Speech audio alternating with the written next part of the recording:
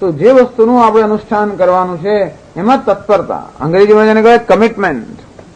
તત્પરતા એટલે એક જ ધ્યેય, તત્પરતા. તદ એ જ વસ્તુને આપણે સમક્ષ રાખવી એનું નામ તત્પરતા. આમ અનુષ્ઠેય તાત્પર્ય એટલે અનુષ્ઠેય એટલે કર્મ અથવા જ્ઞાન. જે લોકો કર્મનિષ્ઠામાં હોય એ લોકો કર્મમાં તત્પર, અર્થાત કર્મને જ પોતાની સમક્ષ રાખીને પોતાના આખા જીવનનું સંચાલન કરતા હોય. અને જ્ઞાન નિષ્ઠામાં જે છે એ કેવા છે, જ્ઞાનને જ પોતાની સમક્ષ રાખીને બસ એને જ તત્પર હોય. એટલે એમના જીવનનું આખી બધી વસ્તુઓ જ્ઞાનની આસપાસ જ વણાયેલી હોય. પેલા કર્મ કરાવવાનું આખું જીવન કર્મની આસપાસ જ રચાયેલું હોય, જ્ઞાનને સાધના કરવાનું જીવન જ્ઞાનની આસપાસ જ રચાયેલું હોય. અર્થાત આ બંને પ્રકારના જીવન જુદા હોવાને કારણે આ બે નિષ્ઠા છે. જો એક માણસ એક સાથે બંને કરી શકતો હોત તો પ્રશ્ન નથી.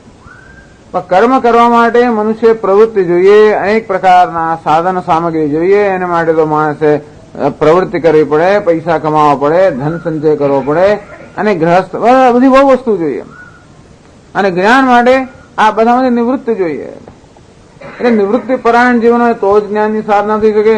એમાં સમાધિ, ષટક સંપત્તિ, વિવેક, વૈરાગ્ય, સર્વ ઈચ્છાઓ, મનને શાંત કરવું હોય તો મનમાં જે ઈચ્છાઓ જન્મે ઈચ્છાઓનું નિવારણ કરવું પડે.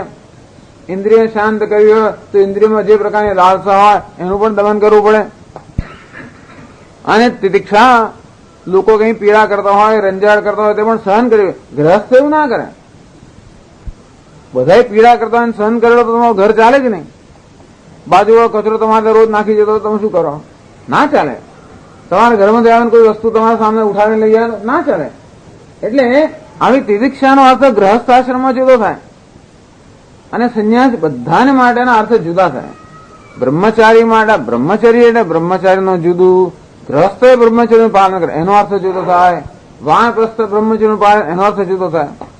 બ્રહ્મચારી એટલે તો એનું બ્રહ્મચર્ય પૂર્ણ રીતે હોય, ગ્રહસ્થનું બ્રહ્મચર્ય એટલે નિયમિત હોય, વાનપ્રસ્થનું બ્રહ્મચર્ય એટલે પતિ પત્ની સાથે રહેતા હોય, અને સંન્યાસનું બ્રહ્મચર્ય એટલે કોઈ પ્રકારનો સંબંધ જ નહીં, એવી જાતનું બ્રહ્મચર્ય. આમ બ્રહ્મચર્યની વ્યાખ્યા પણ આ અવસ્થા પ્રમાણે જુદી જુદી હોય તેમ ક્ષમા, દમા, તિતિક્ષા બધાની વ્યાખ્યા જુદી હોય. તિતિક્ષા એટલે સહન કરવું. સહન કરવું સંન્યાસીને લાગુ પડતો એવું ગ્રહસ્થને લાગુ ના પડે. કારણ કે ઘર ચલાવવાનું હોય એટલે અમુક પ્રકારની જવાબદારી હોય અને તેથી પોતાના કુટુંબનું, પત્નીનું રક્ષણ કરવું એની જવાબદારી છે. એના પર કોઈ હુમલો કરતો હોય તો રક્ષણ ના કરે તો એ માણસ અહિંસક ના કહેવાય. એની અહિંસા એટલે શું? આ રક્ષણ કરવું પડે. આમ દેશની જવાબદારી આપણા માથા પર હોય, આપણે સેનામાં ભરતી થવા અહિંસા કરીને પછી આપણે કશું ના કરીએ તો ના ચાલે. ત્યાં તો જે આપણી ફરજ હોય બજાવવી પડે એમનામાં અહિંસા. એટલે આ બધા જે મૂલ્યો છે એ મૂલ્યોનું અર્થઘટન સંજોગો પ્રમાણે થતું હોય, અવસ્થા પ્રમાણે થતું હોય. અંતેથી જે પ્રકારની માનસિક સ્થિતિ જ્ઞાન અને સાધના માટે જોઈએ એમાં તિતિક્ષા, પૂરી તિતિક્ષા. કોઈ ધોલ મારી જાય તો પણ કશું ના એમના તિતિક્ષા. કોને માટે? સંન્યાસી માટે કે જ્ઞાનની સાધના કરવાને માટે. એ પછી દંડા લઈને મારામારી કરવા જાય તો પછી એનાથી આ ના થાય, નિવૃત્તિ પ્રવૃત્તિ થઈ જાય, પછી તો મન વિક્ષિપ્ત થઈ જાય. શ્રદ્ધા, સમાધાનમ, સમાધાન, ચિત્ત એકાગ્રતા આવું ક્યારે હોય? મનુષ્ય પ્રવૃત્તિઓથી મુક્ત હોય ત્યારે. આ 10:30 અહીં જાઓ, 11:30 ત્યાં જાઓ, 12:45 ને 5 પેલી બાજુ, 12 ને 25 ત્યાં. અંતો માણસ મનમાં શાંતિ ક્યાં છે? અંતો ચિત્ત એકાગ્રતા ના હોય તો પ્રવૃત્તિમય જીવન એ આ કોઈ જ્ઞાનની સાધના માટે અનુરૂપ જીવન નથી, નિવૃત્ત જીવન. અંતેથી બે જુદી નિષ્ઠા. કર્મ માટે પ્રવૃત્તિ આવશ્યક છે, એમાં નિષ્ક્રિયતા ના ચાલે. અને જ્ઞાન માટે નિષ્ક્રિયતા નહીં પણ નિવૃત્તિ આવશ્યક છે. આ નિષ્ક્રિયતા અને નિવૃત્તિનો અર્થ ભેદ સમજવાનો. કશું ન કરવું કારણ નિષ્ક્રિયતા. આ શું? નિવૃત્તિ એટલે સત્વ, અર્થાત સર્વ જે રાગદ્વેષ છે એમાંથી મુક્તિ. આમ એક સાત્વિક અવસ્થા છે, બીજી રાજસ અવસ્થા છે. તમસનો આમાં પ્રશ્ન નથી, એ લોકો તો અધિકારી જ નથી. આ ત્રૈવર્ણિક કામ એટલે શું? બ્રાહ્મણ, ક્ષત્રિય અને વૈશ્ય. બ્રાહ્મણ એટલે જેમાં સત્વની પ્રધાનતા હોય, ક્ષત્રિય એટલે રજસની પ્રધાનતા હોય તો પછી સત્વ હોય, અને વૈશ્ય એટલે રજસની પ્રધાનતા હોય અને પછી તમસ અને પછી સત્વ, અને શૂદ્ર એટલે તમસની પ્રધાનતા. એટલે શા માટે વેદમાં જે વસ્તુ કઈ કર્મ અને જ્ઞાન, એને માટે તમસ વાળો માણસ તો અધિકારી છે જ નહીં. જે તામસ માણસ હોય એ તો કર્મનું અનુષ્ઠાન ના કરી શકે, અને એટલા માટે એનો વેદમાં અધિકાર નથી. હું નથી કે એને બકાત રાખ્યો છે, પરંતુ આમાં જે કહેવામાં આવ્યું છે એ કરવાની એનામાં એ પ્રકારની માનસિક સ્થિતિ જ નથી. એટલે કર્મ અનુષ્ઠાન કોણ થાય છે કે જે લોકો રજસ હોય, રાજસ પુરુષ હોય, અને જ્ઞાન અનુષ્ઠાન કોણ કહે છે? સાત્વિક વ્યક્તિ હોય તે. એટલે કે છે નિષ્ઠા એટલે સ્થિતિ, અનુષ્ઠેય તાત્પર્ય. આ સમજવા જેવું છે. અનુષ્ઠેય જેમ અનુષ્ઠાન કરવાનું છે તે કર્મ અથવા જ્ઞાન. તાત્પર્ય તત્પરતા. કર્મ માટે હંમેશા તત્પર રહેવું એનું નામ કર્મનિષ્ઠા, અને જ્ઞાન માટે તત્પર રહેવું નામ જ્ઞાન નિષ્ઠા. તો લોકેસ્મિન દ્વિવિધા નિષ્ઠા. આ નિષ્ઠા જે છે એક વચન છે, દ્વિવચન એક વચન છે. નિષ્ઠાઓ કેટલી છે? એક જ છે. બે પ્રકારની દ્વિવિધ, જ્યાં બે પ્રકાર છે એવી એક જ નિષ્ઠા છે. અર્થાત એક ઉપાય છે, બીજું ઉપેય છે. એક સાધન છે, બીજું સાધ્ય છે. અને તેથી ઉપાય ઉપેયભૂત નિષ્ઠા, સાધ્ય સાધનભૂત નિષ્ઠા. પુરા એટલે ક્યાં પહેલા. તો શંકરાચાર્ય મહારાજ પુરા શબ્દનો અર્થ શું કરે છે? પૂર્વમ, પહેલા. સર્ગાદવ, સર્ગ એટલે સર્જન. સર્ગાદવ એટલે આ સૃષ્ટિના પ્રારંભ વખતે. પ્રારંભ પહેલા નહીં, પ્રારંભ વખતે. ક્યારે? પ્રજા સૃષ્ટવા. આ જયારે પ્રજાની ઉત્પત્તિ થઈ એ પહેલાથી બહુ ઉત્પત્તિ થઈ કે માણસોની ઉત્પત્તિ છેલ્લી થયેલી છે, અને ત્યાં સુધી કોઈ શાસ્ત્રની આવશ્યકતા નહોતી. પરંતુ પહેલા તો કઈ યુનિસેલ્યુલર, પેલા એક કોષના પેલા જીવોથી માંડીને બધું છેવટે મનુષ્ય આવતા તો કઈ અબજો વર્ષો થઈ ગયા. અને ત્યારે પ્રજા એટલે કે મનુષ્યનું જયારે સર્જન થયું ત્યારે આ બે પ્રકારની નિષ્ઠાનો મેં ઉપદેશ કરેલો. શેને માટે? અભ્યુદય નિશ્રેયસ પ્રાપ્તિ સાધનમ. તો માણસને બે પ્રકારની ઈચ્છા હોય. કોઈની ઈચ્છા અભ્યુદયની, બીજાની ઈચ્છા હોય નિશ્રેયસ. અભ્યુદય એટલે ભૌતિક સંપત્તિ અથવા તો વિષય સંસારનું સુખ, વિષયનું સુખ. અને નિશ્રેયસ એટલે આધ્યાત્મિક સંપત્તિ. એટલે કોઈને સ્વર્ગ વગેરેના આનંદની ઈચ્છા હોય અને કોઈને મોક્ષની ઈચ્છા હોય. આમ પ્રવૃત્ત પુરુષ હોય એ લોકોને વિષયના ભોગની અને આધ્યાત્મિક ભૌતિક ઉન્નતિની ઈચ્છા હોય. એ લોકો ઈચ્છે યશ, કીર્તિ, માન વગેરે, સત્તા અને વિષય ભોગ એવું ઈચ્છા હોય, એનું કહેવાય છે અભ્યુદય. અને જે લોકો આ બધા મુક્તિ ઈચ્છતા હોય, મોક્ષ, એને કહેવાય નિશ્રેયસ. તો બે પ્રકારના મનુષ્ય જીવનમાં હોય છે. મોટા ભાગના લોકો અભ્યુદય ઈચ્છતા હોય અને એવા થોડાક લોકો હોય જે લોકો નિશ્રેયસ ઈચ્છતા હોય. આમ બે પ્રકારના મનુષ્ય હોવાને કારણે બે પ્રકારના ઉપદેશ પણ શાસ્ત્રમાં જોવામાં આવે છે. બે પ્રકારની નિષ્ઠા છે. અભ્યુદય નિશ્રેયસ પ્રાપ્તિ સાધનમ. તો કોણે આ વસ્તુ કહી? એ કે છે વેદાર્થ સંપ્રદાયમ આવિષ્કુર્વતા મયા પ્રોક્તા. ભગવાન મેં આ વસ્તુ કહી. કોણ? વેદાર્થ સંપ્રદાયમ આવિષ્કુર્વતા. વેદાર્થનો એક સંપ્રદાય છે. વેદાર્થ એટલે કર્મ અથવા જ્ઞાન. આ કર્મનો એક સંપ્રદાય છે, બીજો જ્ઞાન સંપ્રદાય છે. આ કર્મ અને જ્ઞાન સંપ્રદાયનો આવિષ્કાર કરનારા મારા વડે આવિષ્કાર કર્યો. આમ વેદ હતા તો ખરા, એનો આવિષ્કાર થયો સૃષ્ટિના પ્રારંભમાં. આમ કર્મ અને જ્ઞાન એનો જે સંપ્રદાય છે એ સંપ્રદાયનો આવિષ્કાર કરનાર મારા વડે સૃષ્ટિના પ્રારંભમાં આ બે પ્રકારની નિષ્ઠા કહેવાઈ હતી, જેથી મનુષ્યો અભ્યુદય અને નિશ્રેયસની પોતાની ઈચ્છા છે એ ઈચ્છાને સંતોષી શકે. આમ મનુષ્યની ઈચ્છાને ધ્યાનમાં રાખીને કરવામાં આવ્યું. એવું નથી કે તમે અમુક જ ઈચ્છા કરો, એમ નથી કહેતા. તમારી ઈચ્છા જે હોય એ પ્રકારનું સાધન. અભ્યુદય જોઈએ છે તો કે કર્મ, નિશ્રેયસ જોઈએ છે તો કે જ્ઞાન. આ મનુષ્યો પોતાની ઈચ્છા પૂરી કરી શકે એ માટેના આવશ્યક જે સાધનો છે એ સાધનોનો આવિષ્કાર કરનાર જે વેદ છે એ વેદ દ્વારા આ બે પ્રકારની નિષ્ઠાનો ઉપદેશ મેં સૃષ્ટિના પ્રારંભમાં કર્યો. તો કે બરોબર છે, પરંતુ આપે કર્યો એટલે શું થઈ ગયું? એટલે કે માને એવું ઓછું છે.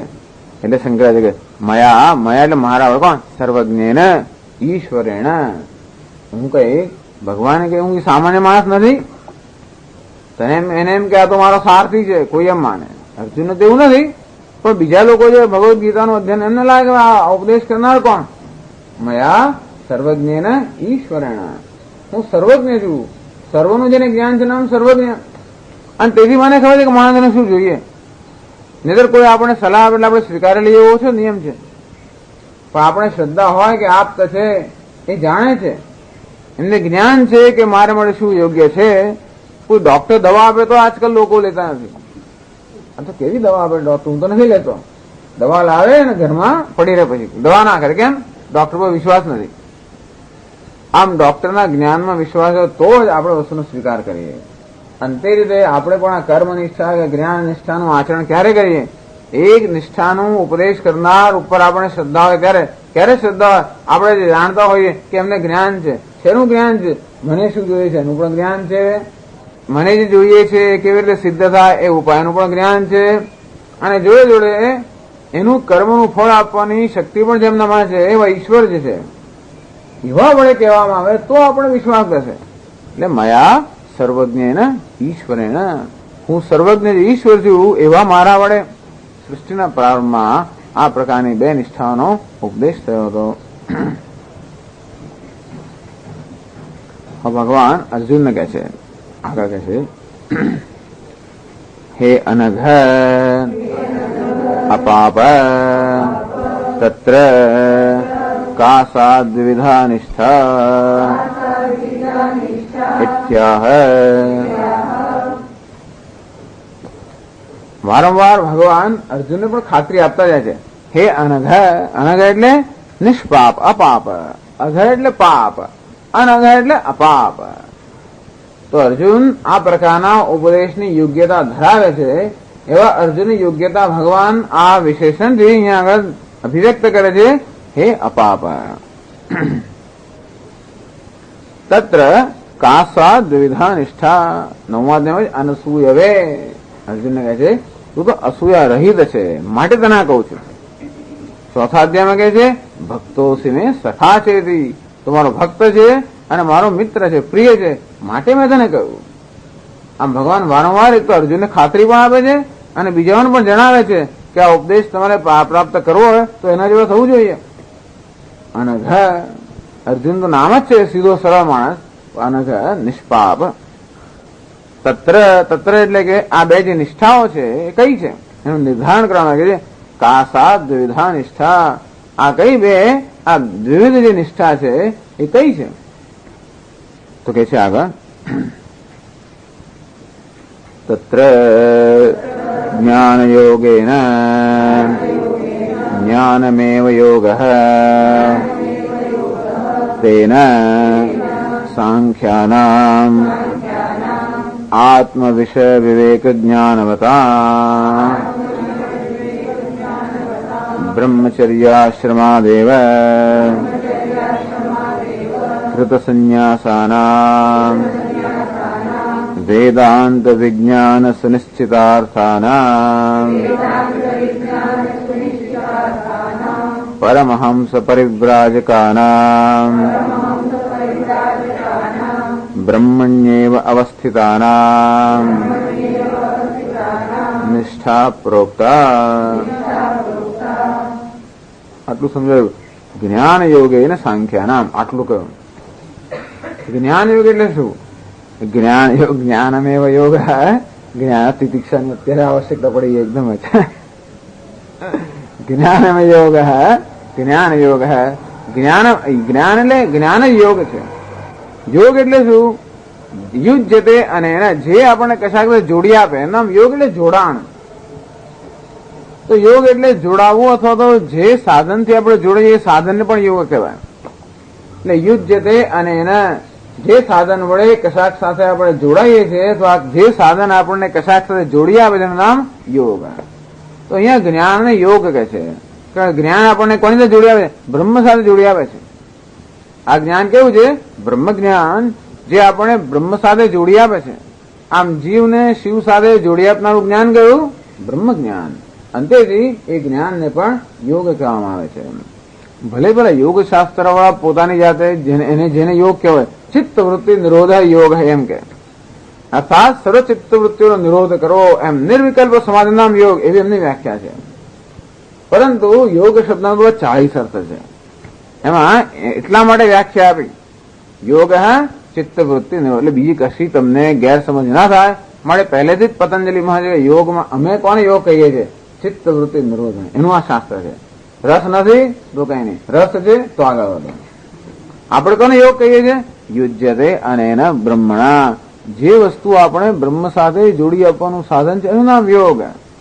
જ્ઞાનમેવ યોગ, જ્ઞાન પોતે જ યોગ છે, કારણ કે જ્ઞાન જ આપણે બ્રહ્મ સાથે જોડી આપનારું સાધન છે.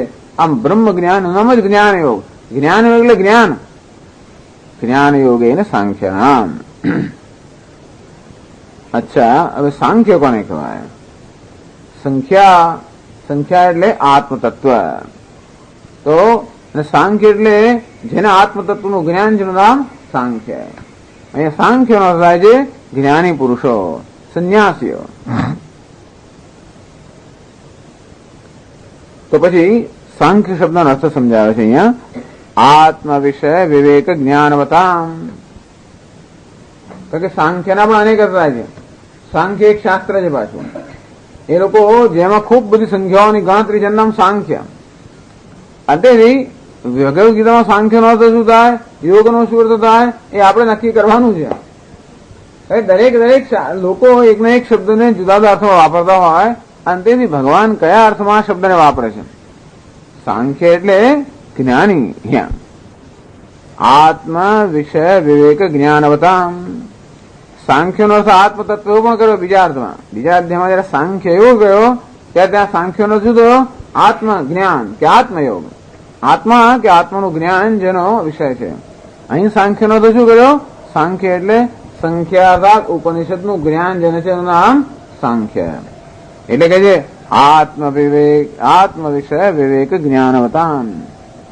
આત્મા જેનો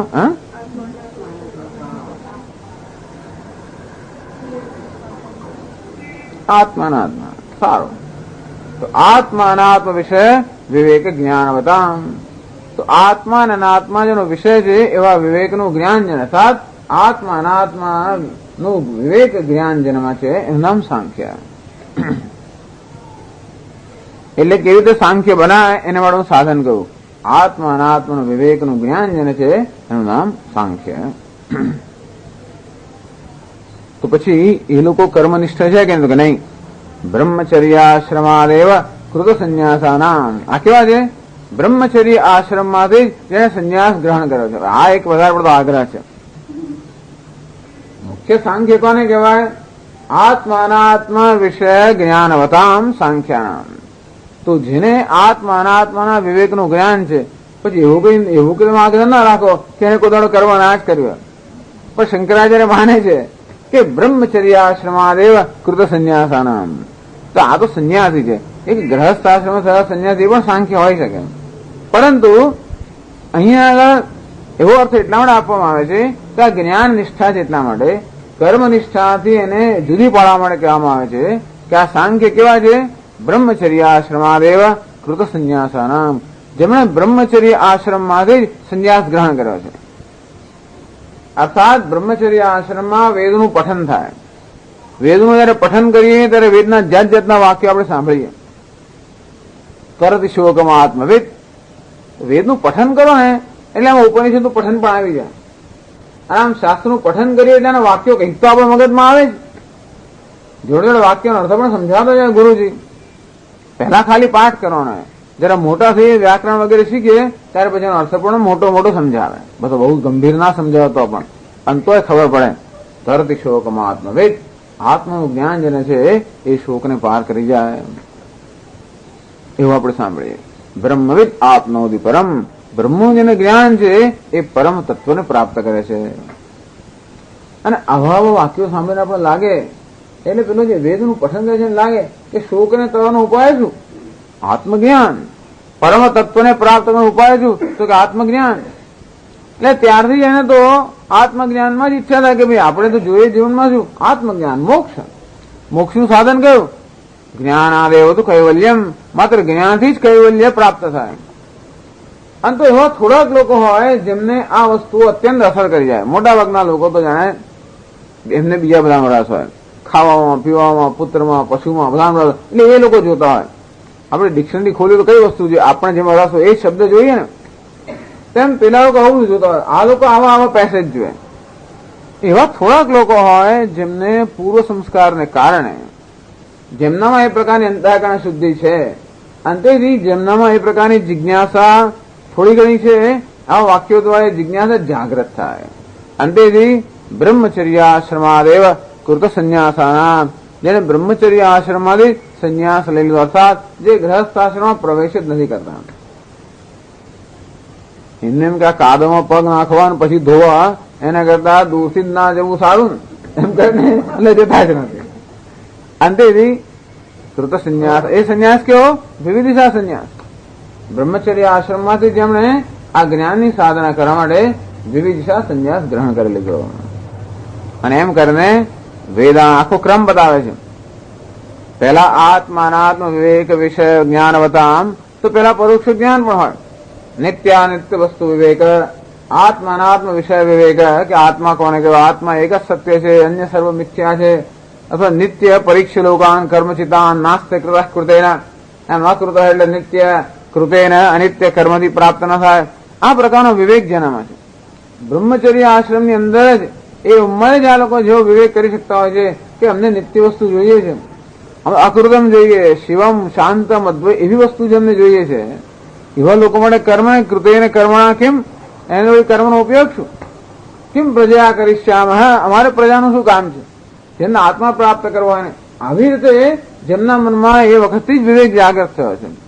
અંતેથી વૈરાગ્ય પ્રાપ્ત થયો, અંતેથી જિજ્ઞાસા જાગૃત થઈ, અંતેથી ગ્રહસ્થ આશ્રમમાં પ્રવેશ કરતા પહેલા જ જેમણે સંન્યાસ લઈ લીધો. સંન્યાસ લેવો એટલે રખડવું નહીં, ગુરુજી પાસે જવું. સંન્યાસનો અર્થ એવો. સંન્યાસ લેવો એટલે આપણે એમ કે છોડી દીધું નહીં, પણ ગુરુજી પાસે મોટી જવાબદારી ત્યાં તો આવી પડે. પછી વેદાંત વિજ્ઞાન સુનિશ્ચિતાર્થાનામ, અને ગુરુજી પાસે એટલે શ્રવણ થાય શાસ્ત્રનું, એટલે વેદાંત વિજ્ઞાન સુનિશ્ચિતાર્થાનામ. વેદાંતનું એક વિજ્ઞાન છે. કયું વિજ્ઞાન? તત્વમસી, એટલે બ્રહ્મ વિદ્યા. વેદાંતનું જે વિજ્ઞાન છે સુનિશ્ચિતાર્થાનામ, એનો અર્થ જેના વડે સુનિશ્ચિત થઈ ગયો. આમ વેદાંતનું તાત્પર્ય છે જીવ બ્રહ્મૈક્ય, એ બ્રહ્મ હું છું એ પ્રકારનો તાત્પર્ય નિશ્ચય એને થઈ ગયો. એને શું કહેવાય? વેદાંત વિજ્ઞાન સુનિશ્ચિતાર્થાનામ. એને કારણે જે કઈ સંશય વિપર્ય વગેરે હોય એ દૂર થવાને કારણે એ લોકો કેવા બને? પરમહંસ પરિવ્રાજકાનામ. આ છે એટલે બતાવે છે કે એમને કોઈ પ્રકારની બીજી જાતની નિષ્ઠા નથી. નહીં તો ઘણા લોકો બ્રહ્મચર્ય આશ્રમમાં સંધ્યા વંદન જપ વાત કરતા હોય ને એ છૂટતું નથી હોતું. એટલે પછી કે સવારના ક્લાસમાં કેમ ન જાઓ? તો સવાર તમારે બહુ લાંબી પૂજા ચાલે એટલે ના આવો. એટલે પૂજાના માટે માણસો પેલા શાસ્ત્રનું શ્રવણ ના કરતો, એવું નહીં. વેદાંત વિજ્ઞાન સુનિશ્ચિતાર્થાનામ, જે લોકો માત્ર વેદાંતનું વિજ્ઞાન છે એના અર્થને સુનિશ્ચિત કરવામાં જ લાગેલા છે. અને એને કારણે કઈ જાતની એમને પદવી પ્રાપ્ત થાય? પરમહંસ પરિવ્રાજકાનામ. પરમહંસ પદવી પ્રાપ્ત થઈ. પરમહંસ, હંસ એટલે જે નીર ક્ષીરનો વિવેક કરે, પરમહંસ એટલે આત્માનાત્મનો વિવેક કરે. પરિવ્રાજક, પરિવ્રાજ એટલે ભ્રમણ કરનારા, અર્થાત આસક્ત જે પુરુષો છે એવા પરમહંસ પરિવ્રાજકાનામ. બ્રહ્મણીય અવસ્થિતાનામ, બ્રહ્મમાં જ જેની અવસ્થિતિ છે, બ્રહ્મમાં જ જેમની નિષ્ઠા છે, તેષામ નિષ્ઠા પ્રોક્તા. આ એક નિષ્ઠાની મેં વાત કરી, જે નિષ્ઠા આ પ્રમાણે છે. આમ વાસ્તવમાં બે નિષ્ઠા આવી ગઈ. એક નિષ્ઠા કઈ છે? જે લોકો પરમહંસ પરિવ્રાજક સ્થિત પ્રજ્ઞ છે, અર્થાત જે સિદ્ધ પુરુષો છે એ નિષ્ઠા. અને બીજી નિષ્ઠા કઈ? તો કે એ પ્રકારની સ્થિતિ પ્રાપ્ત કરવા ઈચ્છે છે એવા મુમુક્ષો, એ પણ એમાં આવી જાય. એટલે તત્પરતાનો અર્થ એ થયો કે જે લોકો જ્ઞાન પ્રાપ્ત કરવા તત્પર છે એવા મુમુક્ષો, અથવા જ્ઞાનમાં નિષ્ઠ છે એવા સિદ્ધ પુરુષો, એ બંને એની એક નિષ્ઠા છે. કઈ? તો કે જ્ઞાન યોગેન સાંખ્યાનામ. કે સાંખ્ય અથવા સંન્યાસ આ બંને માટે છે. પેલા લોકો મુખ્ય અર્થમાં સંન્યાસી છે અને બીજા લોકો જે મુમુક્ષો એ ગૌણ અર્થમાં સંન્યાસી છે, પણ સંન્યાસી તો ખરા જ. આમ આ એક નિષ્ઠા છે, જ્ઞાન નિષ્ઠા. પછી બીજી કઈ નિષ્ઠા? કર્મયોગે યોગે આવી સમજાવે છે. કર્મયોગેન कर्मैव योगः कर्मयोगः तेन कर्मयोगेन योगिनां कर्मिणां निष्ठा प्रोक्ता इत्यर्थः। કર્મયોગેન કર્મૈવ યોગ, આ કર્મનો યોગ કહેવામાં આવે છે. કર્મયોગ એટલે અહીંયા શું અર્થ છે? કર્મૈવ યોગ, આ કર્મયોગની અહીંયા આગળ એનો અર્થ જરા જુદો થાય છે. કર્મૈવ યોગ કર્મયોગ, ત્યાં બીજા અધ્યાયમાં યોગ શબ્દનો શું અર્થ કયો? યોગ કર્મસુ કૌશલમ અથવા સમત્વમ યોગ ઉચ્યતે. આમ સમત્વ બુદ્ધિથી સમત્વ બુદ્ધિનું નામ યોગ ત્યાં કયો બીજા અધ્યાયમાં, અથવા તો કુશળતા અથવા ઈશ્વરાત્મ બુદ્ધિથી કર્મ કરવું એનું નામ યોગ કયો. યોગસ્થ કુરુ કર્માણી, તો યોગમાં નિષ્ઠ બનીને કર્મ કર, અર્થાત આ સમત્વ બુદ્ધિમાં નિષ્ઠ બનીને કર્મ કર. સુખ દુઃખે સમય કૃત્વા લાભા લાભો જયા જય, એનું નામ સમત્વ યોગ. આવું પહેલા નિષ્ઠા પ્રાપ્ત કર, પછી કર્મ કર. યોગસ્થ કુરુ કર્માણી. અહીં યોગ શબ્દનો અર્થ શું છે? કર્મૈવ યોગ કર્મયોગ, એટલે કર્મ નિષ્ઠા છે. યોગ કર્મયોગ નિષ્ઠા નથી, કર્મ યોગ છે. કેમ કર્મને યોગ કહો છો? કર્મ પણ આપણે બ્રહ્મ સાથે જોડી આપે છે. કેવી રીતે? અંતઃકરણ શુદ્ધિ દ્વારા. તો કર્મ સાક્ષાત રીતે બ્રહ્મની સાથે જોડવાનું સાધન નથી, પરંતુ પરંપરા કર્મ આપણા અંતઃકરણ શુદ્ધિ ઉત્પન્ન કરે, એ દ્વારા જ્ઞાનની યોગ્યતા ઉત્પન્ન કરે, અને એ દ્વારા આપણને બ્રહ્મ સાથે જોડી આપે. માટે કર્મને પણ અહીંયા આગળ યોગ અર્થાત બ્રહ્મ સાથેના જોડાણનું સાધન કહ્યું છે. એટલે કર્મૈવ યોગ કર્મયોગ, આ કર્મનો શું અર્થ કરવાનો? ગમે તેવી ચેષ્ટાને કર્મ કરો કે નહીં? વર્ણાશ્રમ વિહિતમ ધર્માખ્યમ કર્મ, દરેકના વર્ણ અને આશ્રમ પ્રમાણે, એટલે બ્રાહ્મણ ક્ષત્રિય વૈશ્ય વર્ણ, બ્રહ્મચર્ય ગ્રહસ્થ વાનપ્રસ્થ સંન્યાસ આશ્રમ, એ પ્રમાણે જે વિહિત કર્મ, એને જે અનુરૂપ જે કર્મ છે એને ધર્મ કહેવામાં આવે છે. ધર્મ અર્થાત પોતાના વર્ણ અને આશ્રમના અનુરૂપ જે કર્તવ્ય કર્મ છે એનું નામ અહીંયા કર્મનો અર્થ એવો થાય છે, ગમે તેવું કર્મ નહીં. અને તદેવ યુજ્યતે તેના અભ્યુદયન, આમ સીધે સીધું આ કર્મ જે છે એ અભ્યુદય સાથે જોડી આપનારું છે, માટે પણ કર્મયોગ કહેવાય. અથવા અંતઃકરણ શુદ્ધિ દ્વારા નિશ્રેય સાથે જોડી આપનારું હોવાને કારણે પણ એને યોગ કહેવાય. તો આવો જે કર્મ જ યોગ છે એ કર્મની અંદર નિષ્ઠા. કર્મ યોગીનામ એટલે કર્મિણામ, એટલે જે લોકો કર્મી છે અર્થાત કર્મના અધિકારી છે એમના માટે કર્મની નિષ્ઠા, અને જ્ઞાનના અધિકારી છે એના માટે જ્ઞાનની નિષ્ઠા.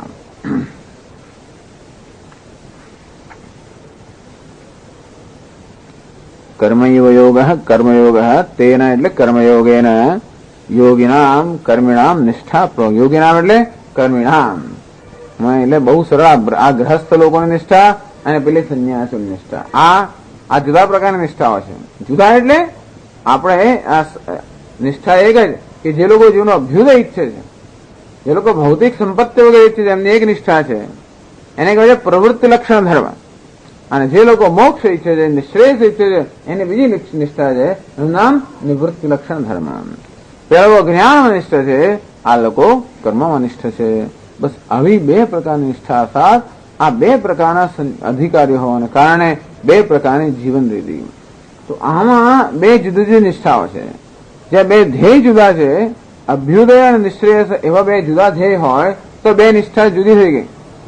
જો એક જ ધ્યેય હોય, નિશ્રેયસ જો ધ્યેય હોય, તો પછી કર્મનિષ્ઠા પણ જ્ઞાન નિષ્ઠાનું સાધન બને. અર્થાત કર્મ જો સકામ એટલે કે કોઈ ઈચ્છા સહિતનું કરવામાં આવે તો એ કર્મ આપણને અભ્યુદયની પ્રાપ્તિનું સાધન બને.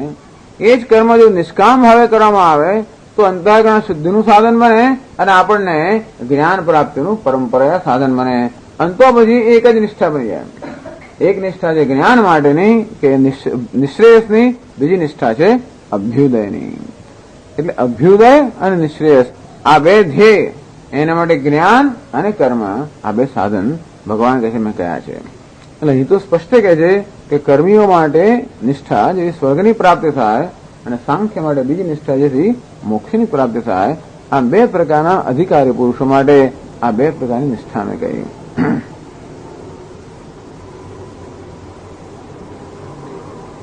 આમ શબ્દનો અર્થ સમજાયો. વાક્યનો અર્થ સમજાયો. હવે પાછો એમનો જૂનો પેલો વિષય કે જ્ઞાન કર્મ સમુચ્ચય એ હેતુ નથી, એ પાછો અહીંયા લાવે છે. પછી ચર્ચા પૂરી કરશે મોટે ભાગે. પરંતુ કે આ અગત્યનો શ્લોક છે. આ શ્લોક પર તો આખી ભગવદ્ ગીતાના તાત્પર્ય નિર્ણય શંકરાચાર્ય કરવા માટે આ શ્લોક બહુ અગત્યનો હોવાને કારણે આ શ્લોકની ચર્ચા તો આગળ ઘણી વાર થઈ ગઈ, પણ આ શ્લોક વખતે મારી પાછો એ વિચાર ફરી પ્રગટ કરે છે કે આનું તાત્પર્ય શું છે, ભગવાન આવું કેમ કહે છે. એનું તાત્પર્ય એક જ છે કે જ્ઞાન કર્મનો સમુચ્ચય ભગવાનને ઇષ્ટ નથી. એટલે ભગવાને બે ભિન્ન ભિન્ન નિષ્ઠાઓ કહી. આમાં દ્વિવિધ નિષ્ઠાનો થાય છે, બે નિષ્ઠાઓ. કેવી નિષ્ઠાઓ? એક અભ્યુદયની, બીજી નિશ્રેયસની, અથવા એક કર્મની, બીજી જ્ઞાનની. કારણ કે બે અધિકારીઓ જુદા છે. આગળ કહે છે ભાષ્યમાં, યદિ ચ એકેન પુરુષેણ એકસ્મૈ પુરુષાર્થાય જ્ઞાનમ કર્મ ચ સમુચ્ચિત્ય અનુષ્ઠેયમ ભગવતા ઇષ્ટમ ઉક્તમ વક્ષ્યમાણં વા ગીતાસુ વેદેષુ ચ ઉક્તમ કથમ ઇહ અર્જુનાય ઉપસન્નાય પ્રિયાય વિશિષ્ટ ભિન્ન પુરુષ કર્તૃકે એવ જ્ઞાન કર્મ નિષ્ઠે બ્રૂયાત.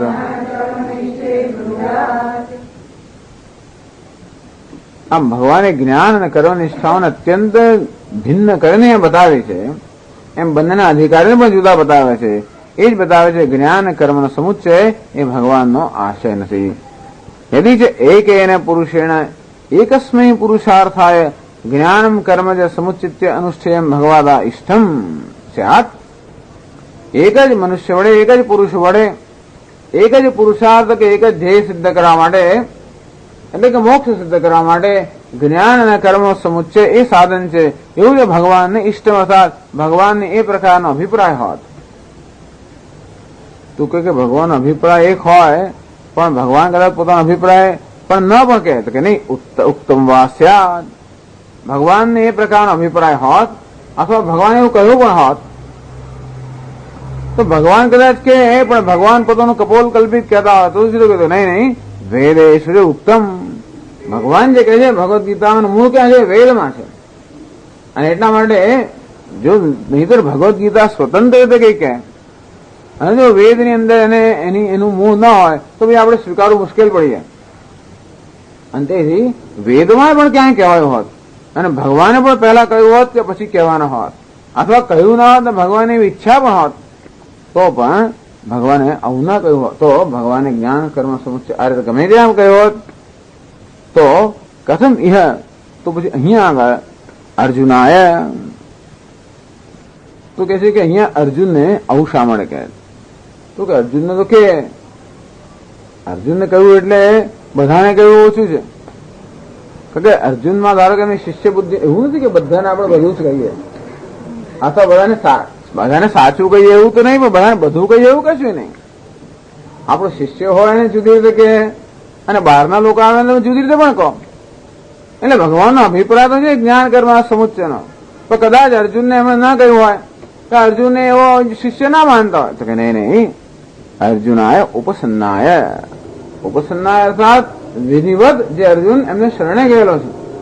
શિષ્યસ્તેહમ સાધિમામ ત્વામ પ્રપન્નમ. આમ કરીને એમને પ્રપન્ન કે એમને શરણ થયેલો શિષ્ય છે અને માર્ગને યોગ્ય સલાહ આપવી જોઈએ. ધારો કે આપણે કોઈ શરણ આવ્યો તો પણ આપણા રસ ના પણ હોય, શરણે આવેલા પણ તમે ના કહો તો કે એને પ્રિયા. માત્ર શરણે આવેલો છે અર્જુન છે, શિષ્ય છે, શરણે આવેલો છે, પૂછેલું છે અને પછી પ્રિય છે એવું સાબત નક્કી કર્યું. ચોથા અધ્યાયમાં કહેવાના છે ભક્તો સિમે સખા છે. આમ ભક્ત છે અને મારો સખા છે, બંને રીતે પ્રિય છે. આમ બધી રીતે જો યોગ્ય સલાહ આપવાની હોય તો સલાહ આપવા માટે બધી રીતે ભગવાન અધિકારી છે અને સલાહ પ્રાપ્ત કરવા માટે, ઉદ્દેશ પ્રાપ્ત કરવા માટે અર્જુન અધિકારી છે. અને તેથી ગમે તેવા સંવાદને આપણે મહત્વ ના આપીએ, પણ આપણે કોને મહત્વ આપીએ? ઉદ્દાલક જયારે શ્વેત કેતુને કે પિતા જયારે પુત્રને કે ત્યારે શ્રેષ્ઠ વસ્તુ કે, વ્યાસ જયારે સુખદેવજીને સૂચના આપે શ્રેષ્ઠ આપે, અંતે રીતે ભગવાન અર્જુનને ઉપદેશ આપે છે. અર્જુન તો ખાસમ ખાસ છે એના માટે એકદમ શ્રેષ્ઠ છે, ભક્તો ઉસીને સખા છે અંતે ઉપસન્નાય પ્રિયાય. તો એને એવું શા મળે કે વિશિષ્ટ ભિન્ન પુરુષ કર્તૃ કે જ્ઞાન કર્મનિષ્ઠે બ્રુયાત, કે જ્ઞાન કર્મનિષ્ઠાઓ એ જુદા જુદા અધિકારીઓ કરવા યોગ્ય છે એવું અર્જુનને શા મળે કે જો ભગવાનને જ્ઞાન કર્મના સમુચ્ચયનો હેતુ હોત કે એવું કહ્યું હોત કે કહેવાનો હોત કે વેદમાં પણ ક્યાં હોત તો અહીંયા આવું શા મળે કે જરૂર ન કહેત. અને છતાં કહ્યું કે જ્ઞાન નિષ્ઠા આને માટે છે અને સંન્યાસીઓ માટે કર્મનિષ્ઠા આ કર્મઠો માટે છે એવું કહ્યું. એ પછી જ સિદ્ધ થાય છે કે જ્ઞાન કર્મનો સમુચ્ચય એ ભગવાનનો તાત્પર્ય નથી.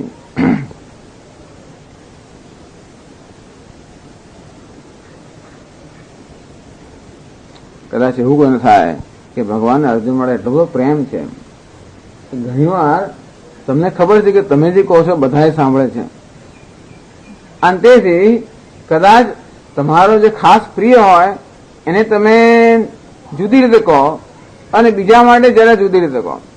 એટલે કોઈ એમ કહ્યું કે ભગવાને બીજા અધ્યાયમાં જે ઉપદેશ આપ્યો એ ઉપદેશના અનુસાર અર્જુન તો બુદ્ધિમાન છે એટલે નક્કી કરી શકશે કે જ્ઞાન કર્મનો સમુચ્ચય એ જ ઈષ્ટ છે ભગવાનને. અંતેથી ભગવાનના બીજા અધ્યાયના ઉપદેશમાંથી અર્જુન જ્ઞાન કર્મના સમુચ્ચયનો નિશ્ચય કરીને એવું અનુષ્ઠાન કરશે. પણ બીજા લોકોને જે એમના ખાસ પ્રિય નથી એમને માટે ભગવાન આવું કહે છે કે જ્ઞાન સંન્યાસીઓ માટે અને કર્મઠો માટે. એટલે કે અહીં ભગવાને જે કહ્યું છે એ અર્જુનને નથી બીજાઓને કહ્યું છે, એવું કોઈ કહેનારો નહીં કહે. અહીં ભગવાન ભલે જ્ઞાન અને કર્મની નિષ્ઠા જુદી રીતે કહે છે પણ એ અર્જુનને નથી કહેતા, બીજાને કહે છે. અર્જુનને શું કહે છે? અર્જુન તો સમજી લે છે એમના આગળના ઉપદેશમાંથી કે જ્ઞાન કર્મ સમુચ્ચય એ જ મારો હેતુ છે એટલે એ તો જાણી જશે. પણ બીજા લોકો ના જાણે એટલા માટે બીજા લોકો માટે આવું કહે છે. એનો અર્થ તો ભગવાન અર્જુન માટે રાગ થયો અને બીજા ભાઈ પ્રિય હોય એટલે બીજા માટે દ્વેષ થાય તો યોગ્ય નથી. તમે કહો અર્જુન તો ઉપસન્ન છે, પ્રિય છે અને મારે એના પર અત્યંત અનુરાગ હોય અને તેથી બીજાનું જે થાય તો ખરું, તો કે નહીં, એવો દ્વેષ ભગવાન ના રાખે. એટલે કે છે આગળ યદિ પુનઃ અર્જુન જ્ઞાનમ કર્મ ચ દ્વયમ શ્રુત્વા સ્વયમેવ અનુષ્ઠાસ્યતિ અન્યેષાં તો ભિન્ન પુરુષ અનુષ્ઠેયતાં વક્ષ્યામિ ઇતિ મતં ભગવતઃ કલ્પ્યેત તદા રાગદ્વેષવાન અપ્રમાણભૂતો ભગવાન કલ્પિતસ્યાત. યદિ પુનઃ અને કદાચ આવું કોઈ માને પછી અહીંયા કહે છે ઇન્વર્ટેડ કોમા અર્જુન જ્ઞાનમ કર્મ ચ દ્વયમ શ્રુત્વા સ્વયમેવ અનુષ્ઠાસ્યતિ. કે અર્જુન તો જ્ઞાન કર્મ મેં જે કહ્યું છે બીજા અધ્યાયમાં એ અર્જુન બરોબર બુદ્ધિમાન હોવાને કારણે બરોબર સમજીને જ્ઞાન કર્મ બંનેનું સાથે અનુષ્ઠાન કરશે. સ્વયં એવા અનુષ્ઠાન અર્જુન પોતે જ સમજીને એ પ્રમાણે કરશે. અન્યેષાં તો ભિન્ન પુરુષ અનુષ્ઠેયતાં વક્ષ્યામિ. પણ બીજા લોકોને કહીશ કે જ્ઞાન ને કર્મ એ જુદા જુદા પુરુષો માટે છે અને અર્જુન તો પોતે સમજી લે છે. ઇતિ મતમ ભાગવતઃ કલ્પ્યેત. કદાચ કોઈ એવો મત કલ્પના કરે કે ભગવાન અભિજાતનો આશય ધરાવીને આ વાક્ય અર્જુનને ઉદ્દેશ નથી કહેતા, બીજાને ઉદ્દેશને કહે છે, તો તદા રાગ દ્વેષવાન ભગવાન કેવા બની ગયા? રાગ દ્વેષવાન. કેમ? રાગ અર્જુન માટે રાગ અને બીજા માટે દ્વેષ. અને તેથી અપ્રમાણભૂત જે પ્રમાણ હોય એમાં રાગ દ્વેષ ના હોય. આંખો ધારો કે આપણને લાલ લાલ જ બતાવો, લીલું ના બતાવો તો આપણા કાન અમુક જ જાતના શબ્દો સંભળાવે, બીજા ના સંભળાવે તો એને પ્રમાણભૂત ના કહેવાય. પ્રમાણ કોને કહેવાય? રાગ દ્વેષ વગર જે હોય બધું સંભાળે. સ્તુતિ હોય તે સંભળાવે, નિંદા હોય તે સંભળાવે. કાન કોઈ પ્રકારનો રાગ દ્વેષ ના કરે. આપણી આંખો સારું ખરાબ જે કહેવાય બધું દેખાડે, પછી પોતે નક્કી કરીને દેખાડતી હોય તો એને પ્રમાણ ના કહેવાય. પ્રમાણ કેવું કહેવાય? રાગ દ્વેષ રહિતનું. અંતે રીતે ભગવાનના વચનો ક્યારે પ્રમાણ કહેવાય? જેમાં રાગ દ્વેષ ન હોય ત્યારે અપ્રમાણભૂત અર્થાત ભગવાન આપ્ત ન કહીએ આપણે. ભગવાન કહે છે નારાયણ પરમ આપ્ત છે અને માટે આપણે એમના ઉપદેશને પ્રમાણભૂત ગણીએ છીએ, પણ જેની પાસે રાગ દ્વેષ હોય તો એ પ્રમાણભૂત ન ગણાય. અને તેથી એ તો મોટો વિરોધ થઈ જાય. તો પછી કે ભલે, અને આગળ શું કહે છે? કોઈ કહે કે ભલે ને એવું થઈ ગયું, ધારો કે ભગવાન રાગ દ્વેષવાન છે ને પ્રમાણભૂત નથી, તો શું થઈ ગયું? એટલે કહે છે તચ્ચ અયુક્તમ. નહીં, એ વસ્તુ ખોટી છે. કેમ? ભગવાન શું કહે છે? સમમ સર્વેષુ ભૂતેષુ તિષ્ઠંતમ પરમેશ્વરમ સમોહમ સર્વભૂતેષુ નમે દ્વેષ્યોસ્તિ ન પ્રિય. એમ પણ કહે છે ભગવાન શું કહે છે? સમમ સર્વેષુ ભૂતેષુ તિષ્ઠંતમ. સર્વ પ્રાણી માત્ર સમાન રીતે જ વિદ્યમાન છે. 13મા અધ્યાયમાં કહે છે. 9મા અધ્યાયમાં કહે છે સમોહમ સર્વભૂતેષુ નમે દ્વેષ્યોસ્તિ ન પ્રિય. મને કોઈ દ્વેષ્ય પણ નથી, પ્રિય પણ નથી. એટલે ભગવાન જે કહે છે એ ખોટું કહેવાય. એટલે ભગવાન રાગદ્વેષવાન તો નથી. રાગદ્વેષવાન ન હોવાને કારણે દ્વેષથી આ વાક્ય કહ્યું એમ પણ ન કહેવાય. અંતેથી આ વાક્ય અર્જુનને જ કહેવામાં આવ્યું છે અને અર્જુન માટે બધાને માટે કહેવામાં આવ્યું છે. અંતેથી આ શાસ્ત્ર પ્રમાણભૂત છે અને તેથી આપણે આવો અર્થ ન ઘટાડવો જોઈએ. તચ્ચ યુક્તમ. અંતેથી એનો ઉપસંહાર કરે છે. હવે તસ્માત કયાપી યુક્ત્યા ન સમુચ્ચય જ્ઞાન કર્મણો. તસ્માત તેથી કયાપી યુક્ત્યા કોઈ પણ યુક્તિ વડે જ્ઞાન કર્મણો સમુચ્ચય. કોઈ પણ રીતે તમે જુઓ, કોઈ પણ યુક્તિ વડે કે કોઈ પણ રીતે તમે જુઓ તો પણ જ્ઞાન કર્મ સમુચ્ચય કોઈ પણ રીતે ગીતામાંથી સિદ્ધ ના થઈ શકે. આટલું બધું કેમ કહેવું પડ્યું? કારણ કે જ્ઞાન કર્મ સમુચ્ચય ગીતાનું તાત્પર્ય છે એવું આગળ કોઈ કહેલું છે અને એટલા માટે આટલી બધી ચર્ચા કરવી પડી કે જ્ઞાન કર્મ સમુચ્ચય એ ગીતાનું તાત્પર્ય છે એવું કોઈ રીતે નક્કી ન થઈ શકે. આમ અર્જુનના પ્રશ્નથી એ ભગવાનના ઉત્તરથી.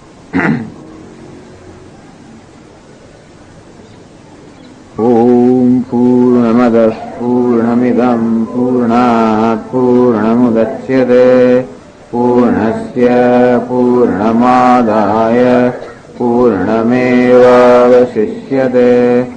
ઓમ શાંતિ શાંતિ શાંતિ. શંકરં શંકરાચાર્યં કેશવં બાદરાયણં સૂત્રભાષ્યકૃતૌ વંદે ભગવन्तૌ પુનઃ પુનઃ.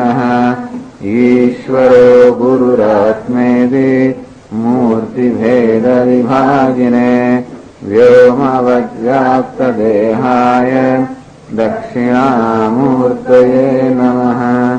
ઓમ શાંતિ શાંતિ શાંતિ. હરિ ઓમ શ્રી ગુરુભ્યો નમઃ. હરિ ઓમ.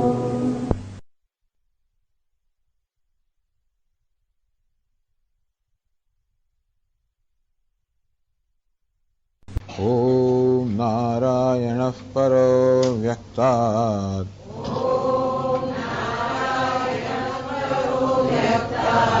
અંડમવ્યક્તસંભવમ અંડસ્યાन्तस्त्विमे લોકાઃ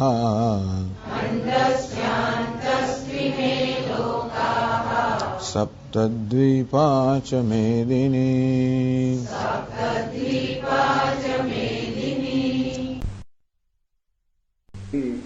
કર્મણસ્તે મતા બુદ્ધિર્જનાર્દન તત્કિં કર્મણિ ઘોરે મામ નિયોજયસि કેશવ. વ્યામિશ્રેણેવ વાક્યેન બુદ્ધિં મોહયસીવ મે. તદેકં વદ નિશ્ચિત્ય येन श्रेयोऽहमाप्नुयाम्.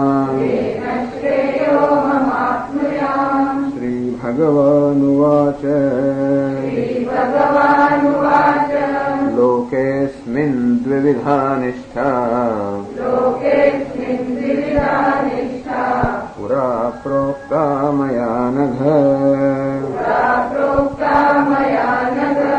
ज्ञानयोगेन सांख्यानाम् कर्मयोगेन योगिनाम् लोकेस्मिन् द्विधा निष्ठा पुरा प्रोक्ता मया नघे अनघ. હે નિષ્પાપ અર્જુન, આ સૃષ્ટિના પ્રારંભમાં જયારે વેદ માર્ગનું મેં પ્રવર્તન કર્યું, જેથી પ્રજા અર્થાત મનુષ્યો પોતાનો અભ્યુદય અને નિશ્રેયસ બંને પ્રકારના ધ્યેય, તો અભ્યુદય અને નિશ્રેયસ બંને ધ્યેય મનુષ્યો સિદ્ધ કરી શકે તે માટે આ બે માર્ગ મેં પ્રવર્તન કર્યું. એક છે કર્મ પ્રવૃત્તિ માર્ગ, બીજો નિવૃત્તિ માર્ગ, કર્મ માર્ગ અને જ્ઞાન માર્ગ. કર્મ માર્ગ એ અભ્યુદયનું સાધન છે, જ્ઞાન માર્ગ એ નિશ્રેયસનું સાધન છે. અલબત્ત કર્મ જો નિષ્કામ ભાવથી કરવામાં આવે તો અંતઃકરણ શુદ્ધિ દ્વારા એ પણ જ્ઞાનનું સાધન બને. એ રીતની જે નિષ્ઠા છે એનું મેં પ્રવર્તન કર્યું. એમ કરીને ભગવાન બતાવવા માંગે છે કે કર્મ અને જ્ઞાન બંને એક મનુષ્ય માટે એક સાથે શક્ય નથી. એ બંનેના અધિકારી ભિન્ન ભિન્ન છે. ક્યાં તો જેને અંતઃકરણ શુદ્ધિ પ્રાપ્ત કરવાની છે અથવા જેને અભ્યુદય સિદ્ધ કરવાનો છે એના માટે કર્મ છે, અને જેનું અંતઃકરણ શુદ્ધ છે એને માત્ર જ્ઞાન પ્રાપ્તિ માટે જેનો પ્રયત્ન જેના માટે છે જ્ઞાન. આ બે ભિન્ન પ્રકૃતિના સાધકો કે અધિકારીઓ માટે આ પ્રવૃત્તિ અને નિવૃત્તિ આ બે પ્રકારની નિષ્ઠા ભગવાને કરી. અને હવે આગળ કહે છે ચોથા શ્લોકના પ્રારંભમાં શંકરાચાર્ય મહારાજ કહે છે કે અર્જુને તો પૂછેલું કે ભગવાન આપના અભિપ્રાય પ્રમાણે કર્મ કરતા જ્ઞાન જો ચઢિયાતું હોય તો ભગવાન એનો કોઈ ઉત્તર આપતા નથી. કર્મ કરતા જ્ઞાન ચઢિયાતું છે કે નહીં એની વાત ભગવાન કરતા નથી.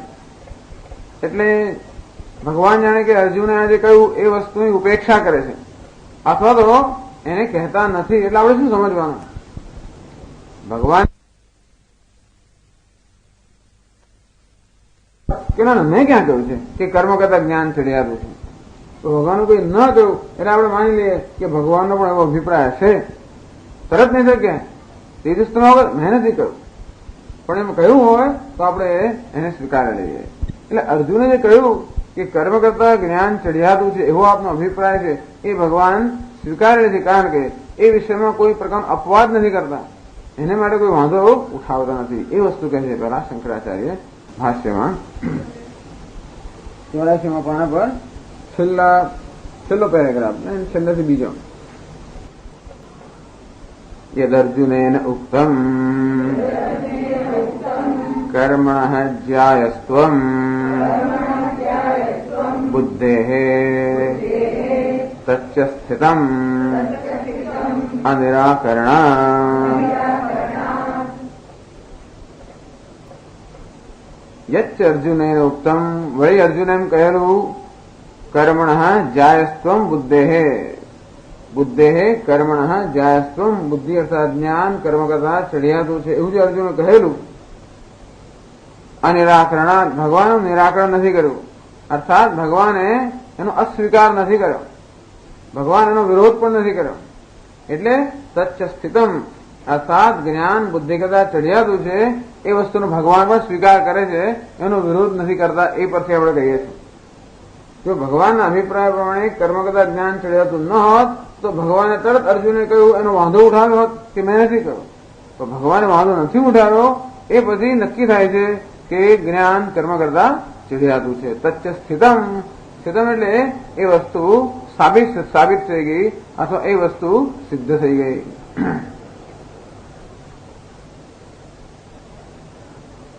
એ ઉપરાંત આમ ભગવાને અર્જુને કહ્યું એનો વિરોધ ન કર્યો એ પરથી પણ એ વસ્તુ પ્રતિપાદિત સિદ્ધ થઈ.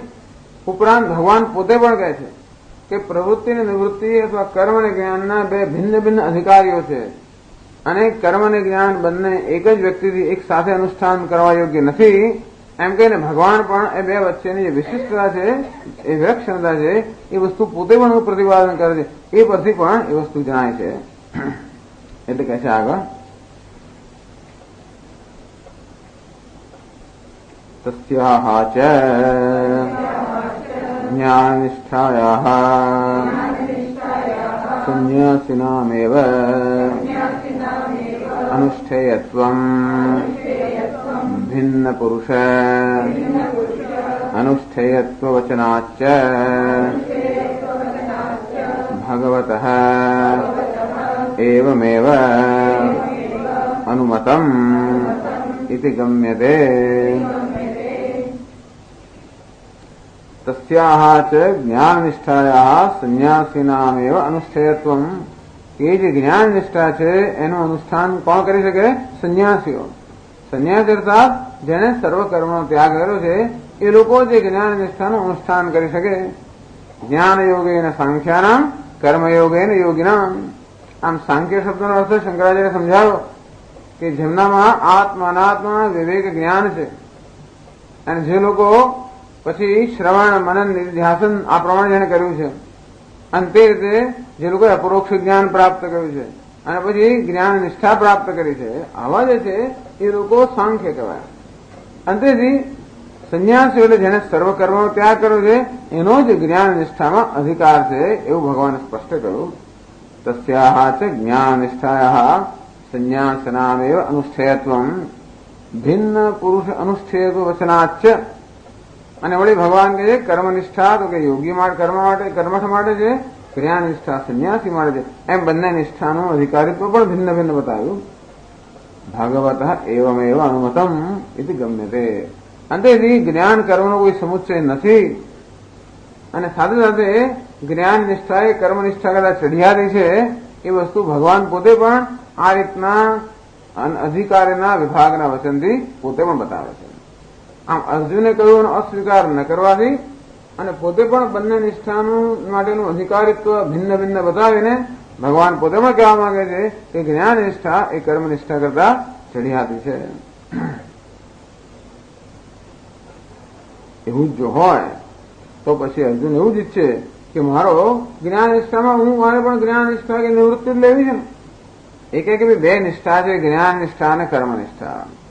જ્ઞાન નિષ્ઠા કર્મનો ત્યાગ કર્યો એને માટે, કર્મનિષ્ઠા જે લોકો નિત્ય નૈમિત્તિક કર્મ અનુષ્ઠાન કરતા એને માટે. એ બેમાં જ્ઞાન કર્મ કરતા ચઢિયાતું છે અને જ્ઞાન નિષ્ઠા કર્મનિષ્ઠા કરતા ચઢિયાતી છે. એટલે અર્જુન આવું સાંભળતો હોય એને શું ઈચ્છે થાય કે મને પણ જ્ઞાન નિષ્ઠા જ, મારે તો પછી જ્ઞાન નિષ્ઠા જ સિદ્ધ કરવી છે, એ જ ધ્યેય છે. અને હું પણ કર્મનો ત્યાગ કરું અને જ્ઞાનની સાધના કરું એવું કેમ નહીં? તો પછી નહીં. તો અર્જુન એમ કે હું પણ જ્ઞાન નિષ્ઠાનો અધિકારી છું તો કે નહીં. એટલે આગળ કહે છે મામ ચ બંધ કારણે કર્મણિ એવ નિયોજયસી ઇતિ વિષण्ण मनसम् अर्जुनम् कर्म न आरभे इत्येवं मन्वानम् आलक्ष्य आह भगवान् न कर्मणा मनारम्भादिति.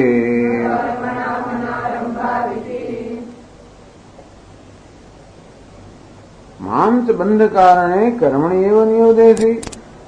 એક બાજુ કહો છો કે જ્ઞાન નિષ્ઠા કર્મનિષ્ઠા કરતા શ્રેષ્ઠ છે અને છતાંય પણ મને તો કર્મ એ બંધનું કારણ છે. કર્મણા બધ્યતે જંતુ વિદ્યા તો વિમુચ્યતે. કર્મથી મનુષ્ય બંધાય છે અને વિદ્યાથી મુક્ત થાય છે. એટલે કર્મ બંધનનું કારણ એવું પ્રસિદ્ધ છે અને વળી જ્ઞાન કરતા ઉતરતું પણ છે. અને છતાંય મામ ચ બંધ કારણે કર્મણી એવ નિયોજયસી. અહીં ભગવાન આપ તો મને કર્મ જે બંધનનું કારણ છે એમાં આપ મને નિયુક્ત કરો છો એમ કહીને કે જ્ઞાન નિષ્ઠા કર્મ કરતા ચઢિયાતી એમ કહીને પણ મને તો કર્મમાં જ આપ નિયુક્ત કરો છો. ઇતિ વિષण्ण मनसम. અર્જુન બિચારો જોયું ભગવાન જોયું છે અર્જુનના મુખ પરના ભાવ જોઈને ભગવાન લાગ્યું કે અર્જુન નાસીપાસ થઈ ગયો છે. એને લાગ્યું અરે ભગવાન મને કેમ આવું કરે છે? જ્ઞાન નિષ્ઠા જો શ્રેષ્ઠ હોય તો આ કર્મ જે બંધનનું કારણ છે એમાં મને કેમ નિયુક્ત કરે છે? એમ અર્જુનના મન પર નિરાશાના ભાવ ભગવાને જોયા છે. અને સાથે સાથે એવું પણ જોયું હશે અર્જુન એમ માનતો હશે કે હું પણ જ્ઞાનનો અધિકારી છું. અંતેથી હું પણ કેમ સીધું શાસ્ત્રનું શ્રવણ મનન નિધ્યાસન આ પ્રકારના સાધનો હું કેમ ના લાગી જાઉં? મારે પણ કર્મ કરવાની શી જરૂર? અંતેથી અર્જુનને એવું લાગ્યું હશે, એટલે અર્જુનના મોહ પર એક બાજુ નિરાશાના ભાવ હશે અને બીજી બાજુ એના મોહ ભાવના ભાવ એવું અભિવ્યક્ત થતું હશે, કર્મ આરભે, હું તો કર્મ નહીં કરું. એક તો જ્ઞાન ચીડિયાનું એવું કહો છો અને મને પાછા કર્મમાં નિયુક્ત કરો છો, એટલે એમ પોતાને નિરાશા કે ભગવાન મને કેમ આવું કરતા, એમ કરીને નિરાશા છે કે હું કઈ એમનું ભક્ત નથી, હું કઈ મુમુક્ષુ નથી વગેરે. અને પછી કહે છે હું કર્મ નહીં કરું. કેમ નહીં કરું? કારણ કે મને તો શાસ્ત્રનું શ્રવણ કરવું છે અને મારે જ્ઞાન માટે સાધના કરવી છે, એટલે હું કર્મ નહીં કરું. ન કર્મ આરભે એ અર્જુનના વાક્યો. એટલે એવમ મનવાનમ, આવું અર્જુન બોલ્યો નથી, પરંતુ એના મોહના ભાવ પરથી ભગવાનને લાગ્યું કે અર્જુન આવી માન્યતા ધરાવે છે. એવમ મનવાનમ અર્જુનમ આલક્ષ્ય આહા ભગવાન. ભગવાને જોયું કે અર્જુન આ પ્રકારની માન્યતા ધરાવે છે કે હું કર્મ નહીં કરું. અંતેથી હવે પછીનો શ્લોક ભગવાનને તો ખબર ને શ્લોક કહેવાની જરૂર શી પડી. હવે પછી જે શ્લોક કહે છે એનું કારણ શું? તો એનું કારણ આવું કે ભગવાને જોયું કે હું તો અર્જુન કે હું કર્મ નહીં કરું, તો અર્જુને કેમ કર્મ કરવું જોઈએ? આ ત્રીજો અધ્યાય કોને ઉદ્દેશ્ય છે? અર્જુનને. અર્જુને કેમ કર્મ કરવું જોઈએ એને આખો કેસ ભગવાન આની અંદર બતાવે છે કે કેમ અર્જુને કર્મ કરવું જોઈએ. કારણ કે અર્જુનના મનમાં એવું લાગ્યું હશે મોહના ભાવથી અર્જુન કર્મ ન કરવા ઈચ્છતો હોય જણાય છે. એટલે કે ચોથા શ્લોકનું આવું તાત્પર્ય હોઈ શકે અર્જુનને કર્મનું મહત્વ સમજાવવા માટે. શા માટે? એને માટે કર્મ મહત્વ નહીં, આવશ્યકતા સમજાવવા માટે કે તારે કર્મ માટે કર્મ આવશ્યક છે. કર્મ મહત્વનું તો ખરું જ કે ભલે મહત્વનું તો માન નથી જોયું તો કે નહીં આવશ્યક છે. એમ અર્જુન માટે કર્મની આવશ્યકતા પણ સિદ્ધ કરવાની આવશ્યકતા છે ભગવાન માટે. અને એટલા માટે ચોથો શ્લોક અને પછીના શ્લોકો છે એ જ એનું તાત્પર્ય છે. આખા ચોથા શ્લોકથી માંડીને બધા જે શ્લોકો છે આખો એક ગ્રંથ 10-12 શ્લોકોમાં જેમાં ભગવાન કર્મની આવશ્યકતાની વાત કરે છે એ ગ્રંથનું આ તાત્પર્ય છે. આ સ્વાત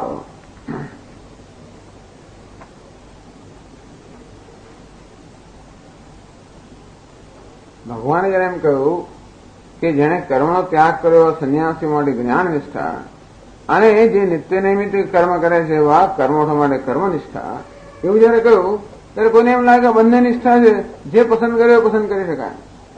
જયારે બે નિષ્ઠા હોય તો કોઈ એમ માને કે બંને નિષ્ઠાનું પરિણામ તો એક જ આવતું હોય છે મોક્ષ. અર્થાત ભગવાન એવું નથી કહ્યું કે મોક્ષ ના મળે. ભગવાન તો કહે છે કે સાંખ્ય માટે જ્ઞાન નિષ્ઠા અને કર્મઠ માટે કર્મનિષ્ઠા. એટલે કોઈ એમ લાગે કે આપણે જે જોઈએ પસંદ કરી શકીએ. અર્થાત કોઈ એવું સમજે કે આ બંને નિષ્ઠાઓ જે છે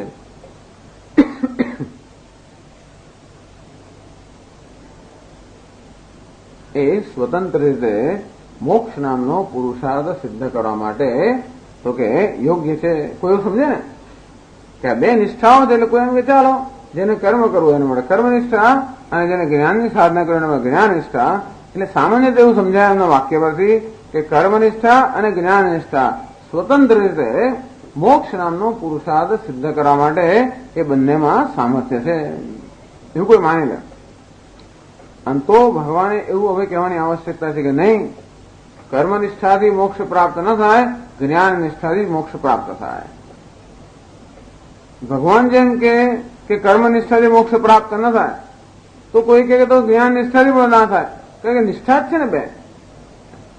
એટલે આવી રીતનો જ વિચાર છે. પહેલા તો એમ છે કે કોઈને એમ થાય કે બંને નિષ્ઠાઓ કર્મ કે જ્ઞાન બંને માર્ગથી મોક્ષ પ્રાપ્ત થઈ શકે એવો ખ્યાલ કોઈ ન જન્મે એ પણ ભગવાને સ્પષ્ટ કરવાની આવશ્યકતા છે. એટલે શંકરાચાર્ય સમજાવે છે અથવા જ્ઞાન કર્મનિષ્ઠયો પરસ્પર વિરોધાત એકેન પુરુષેણ યુગપત અનુષ્ઠાતુમ અશક્યત્વે સતી ઇતરેતર અનપેક્ષયો એવ પુરુષાર્થ હેતુત્વે પ્રાપ્તે કર્મનિષ્ઠાયાઃ જ્ઞાનનિષ્ઠા પ્રાપ્તિ હેતુત્વેન પુરુષાર્થ હેતુત્વમ ન સ્વાતંત્ર્યેણ. અથવા હવે પછી જે ગ્રંથ આવે છે એનું તાત્પર્ય આ પ્રકારનું હોય કે ભગવાને કયા હેતુથી આ શ્લોક કયા એ આપણે સમજવું પડે. ભગવાન તો શ્લોકો કયા કરે છે, કેમ આ શ્લોક કયા છે? એક હેતુ સમજાવ્યો કે કદાચ ભગવાન આ શ્લોકનું તાત્પર્ય એવું હોય કે અર્જુનને કર્મની આવશ્યકતા સમજાવવા માટે, અથવા તો ત્રીજો શ્લોક સામેનું કોઈ એમ માને કે જ્ઞાન અને કર્મ બંને સ્વતંત્ર માર્ગ છે અને માટે બંનેમાં અથવા જ્ઞાન કર્મનિષ્ઠયો પરસ્પર વિરોધાત, જ્ઞાન નિષ્ઠા અને કર્મનિષ્ઠા પરસ્પર વિરોધી છે. કારણ કે એકમાં કર્મનું અનુષ્ઠાન અને બીજામાં કર્મનો ત્યાગ આવશ્યક છે અને માટે પરસ્પર વિરોધી છે. પ્રવૃત્તિ નિવૃત્તિ પરસ્પર વિરોધી છે. જેવી રીતે સ્થિતિ ગતિવત ઉભા રહ્યું કે દોડવું એ પરસ્પર વિરોધ એટલા માટે કે બેમાંથી એક જ થાય, બંને સાથે ન થાય. પરસ્પર વિરોધાત એકેન પુરુષેણ યુગબદ્ધ અનુષ્ઠાતુમ અશક્યત્વે સતી. અંતેથી એક સાથે એક જ પુરુષ કે એક જ વ્યક્તિ એ બંનેનું એક સાથે અનુષ્ઠાન ન કરી શકે. એવું હોવાને કારણે ઇતરેતર અનપેક્ષયો હોય એવા પુરુષાર્થ હેતુત્વ પ્રાપ્તે. એટલે કોને એમ લાગે કે ઇતરેતર અનપેક્ષયો હોય એવા આમ કર્મ અને જ્ઞાન નિષ્ઠા એકબીજાના પર આધાર રાખ્યા વગર સ્વતંત્ર રીતે મોક્ષ સિદ્ધ કરાવે એવી બંનેની યોગ્યતા છે એવું કોઈ સમજે. કારણ કે બેનું તો આપણે અનુષ્ઠાન કરી ન શકીએ, એકનું જ અનુષ્ઠાન કરી શકીએ, તો પછી જેનું કરવું હોય એનું આપણે કરીએ અને એ રીતે મોક્ષ પ્રાપ્ત કરી. લોકો એમ સમજે કે કર્મથી પણ મોક્ષ પ્રાપ્ત થાય અને જ્ઞાનથી પણ મોક્ષ પ્રાપ્ત થાય. એવી જાતનો ખ્યાલ કોઈને ભગવાનના એ વચનમાં જન્મે એ પ્રકારની સ્થિતિ ઉત્પન્ન થઈ હોવાના કારણે કર્મનિષ્ઠાયા જ્ઞાનનિષ્ઠા પ્રાપ્ત હેતુત્વેને પુરુષાર્થ હેતુત્વમ. ભગવાન એવું કહેવા માંગે છે કે કર્મનિષ્ઠા પણ મોક્ષનું સાધન કેવી રીતે બને છે? જ્ઞાન નિષ્ઠાનો ઉપાય બનીને, ન સ્વાતંત્ર્ય. એટલે કર્મનિષ્ઠા સ્વતંત્ર રીતે મોક્ષનું સાધન નથી, પરંતુ જ્ઞાન નિષ્ઠા પ્રાપ્ત હેતુત્વેને. કર્મનિષ્ઠા આપણને જ્ઞાન નિષ્ઠાની પ્રાપ્તિનું સાધન છે. અર્થાત કર્મ એ જ્ઞાનની પ્રાપ્તિનું સાધન છે અને જ્ઞાનથી મોક્ષ પ્રાપ્ત થાય. તેથી કર્મથી સીધો મોક્ષ ન પ્રાપ્ત થાય, પરંતુ કર્મ યોગ્ય રીતે કરવાથી જ્ઞાન નિષ્ઠા માટેની આપણી યોગ્યતા મળે અને એ રીતે કર્મ સાક્ષાત નહીં પરંતુ પરંપરાયા મોક્ષનું સાધન છે. સમજ્યા? પરંપરા એટલે શું? કે અહીંથી વડોદરા જવું હોય તો અહીંથી બસમાં બેસીએ તો સ્ટેશન જવાય અને સ્ટેશનથી બેસીએ ટ્રેનમાં તો વડોદરા જવાય. એટલે સીધું સાધન કયું? વડોદરા લઈ જવાનું સીધું સાક્ષાત સાધન કયું? ટ્રેન. તો આ બસ છે અહીંયાથી બેસીએ કેવું? એ પણ સાધન કરું. કઈ રીતે? આપણને રેલવે સ્ટેશન પર પહોંચાડવા માટે બસ સાધન છે અને રેલવે સ્ટેશન પહોંચીએ તો જ ટ્રેન મળે. અંતેથી રેલવે સ્ટેશન ન પહોંચીએ તો ટ્રેન નામનું સાધન હોવા છતાં આપણે વડોદરા ન પહોંચી શકીએ. આમ ઘરેથી આપણે સીધા વડોદરા પહોંચી શકીએ નહીં, પરંતુ ઘરેથી વડોદરા પહોંચવા માટે રેલવે સ્ટેશન જવાની આવશ્યકતા છે. રેલવે સ્ટેશન ત્યારે જઈ શકે જયારે ઘરેથી બસમાં બેસી ત્યારે. એટલે જે 44 નંબરની બસ હોય, કઈ બસ છે કે 49 નંબરની બસ જે સ્ટેશન લઈ જતી હોય, 49 નંબરની બસ પણ વડોદરા પહોંચાડવાનું સાધન છે. કઈ રીતે? પરંપરા. 49 નંબરની બસ સીધી વડોદરા ના લઈ જાય, પરંતુ આપણે સ્ટેશન લઈ જાય અને સીધે સીધી વડોદરા લઈ જાય. જે ટ્રેન છે ગુજરાત એક્સપ્રેસ, એ ગુજરાત એક્સપ્રેસ અમે સીધું વડોદરા લઈ જાય, પરંતુ ગુજરાત એક્સપ્રેસ પ્રાપ્ત કરાવવાનું સાધન હોવાને કારણે 49 નંબરની બસ પણ વડોદરાની પ્રાપ્તિનું સાધન કહી શકાય. કઈ રીતે? આડકતરી રીતે કે પરંપરાથી. એક સાક્ષાત સાધન છે અને બીજું પરંપરાયા સાધન છે. સાક્ષાત સાધન કયું? ગુજરાત એક્સપ્રેસ. પરંપરાયા સાધન કયું? 49 નંબર. હવે તમે કહો હું તો સીધો જ ગુજરાત એક્સપ્રેસમાં જ જઉં, 49માં ના આવ્યું, તો પછી નક્કી થાય કે તમે ક્યાં છો? ઘરે છો તો કે સીધા ગુજરાત એક્સપ્રેસમાં ના જવાય, સ્ટેશન જવું પડે. સ્ટેશન પર ઉભા રહીને કહો છો તો 49 નંબરની આવશ્યકતા નથી. અંતેથી અધિકારી ઘરમાં જે છે એક પ્રકારનો અધિકારી છે. એ શેના માટે યોગ્યતા ધરાવે છે? 49 નંબરની બસ માટે. અને સ્ટેશન પર છે બીજા પ્રકારનો અધિકારી છે. એ શેની યોગ્યતા ધરાવે છે? ગુજરાત એક્સપ્રેસ માટે. એટલે અધિકારીત્વથી નક્કી થાય કે કયું સાધન. એક સાથે આપણે ગુજરાત એક્સપ્રેસમાં 49માં બેસી તો નથી શકીએ. અંતેથી એકમાં જ બેસી શકીએ, તો શેમાં બેસવાનું? એ કયો અધિકારી છે એના પર આધાર રાખે. એક બાજુ ભગવાન કહે છે ગુજરાત એક્સપ્રેસ એટલી સ્પીડમાં જાય છે કે 2 કલાકમાં 100 કિલોમીટર લઈ જાય અને 49 નંબર તો ઠુચુક ઠુચુક કરે 2 કલાકમાં સ્ટેશન લઈ જાય. એટલે પેલાને એમ કે મારે તો ગુજરાત એક્સપ્રેસ જ બેસવું છે, મને કેમ બસો બેસવાનું કહો છો? અને આટલા ધોણા ખાવા પડે, આટલા આંચકા ખાવા પડે અને ઉભા રહેવું પડે, આટલી ગીરદી આવી બસમાં બેસવાનું આપ મને કહો છો?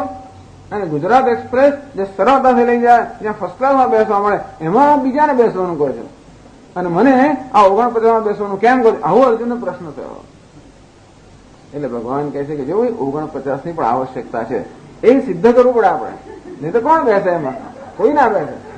અંતેથી 49 એટલે કે કર્મ માર્ગ, એની આવશ્યકતા છે, જેથી આપણે પેલી ટ્રેનમાં બેસવા માટે ના અધિકારી બનીએ અને પછી વડોદરા પહોંચાય, એવું છે. અંતેથી કર્મ જે છે કે છે કર્મનિષ્ઠાયા જ્ઞાનનિષ્ઠા પ્રાપ્તિ હેતુત્વેન પુરુષાર્થ સાધનત્વ પુરુષાર્થ હેતુત્વ. કર્મનિષ્ઠા પણ જ્ઞાન નિષ્ઠાની પ્રાપ્તિનો હેતુ બને. એ 49 ટ્રેનની પ્રાપ્તિનો હેતુ બને અને એ રીતે વડોદરા લઈ જવા માટેનું પણ સાધન બને પરંપરાથી.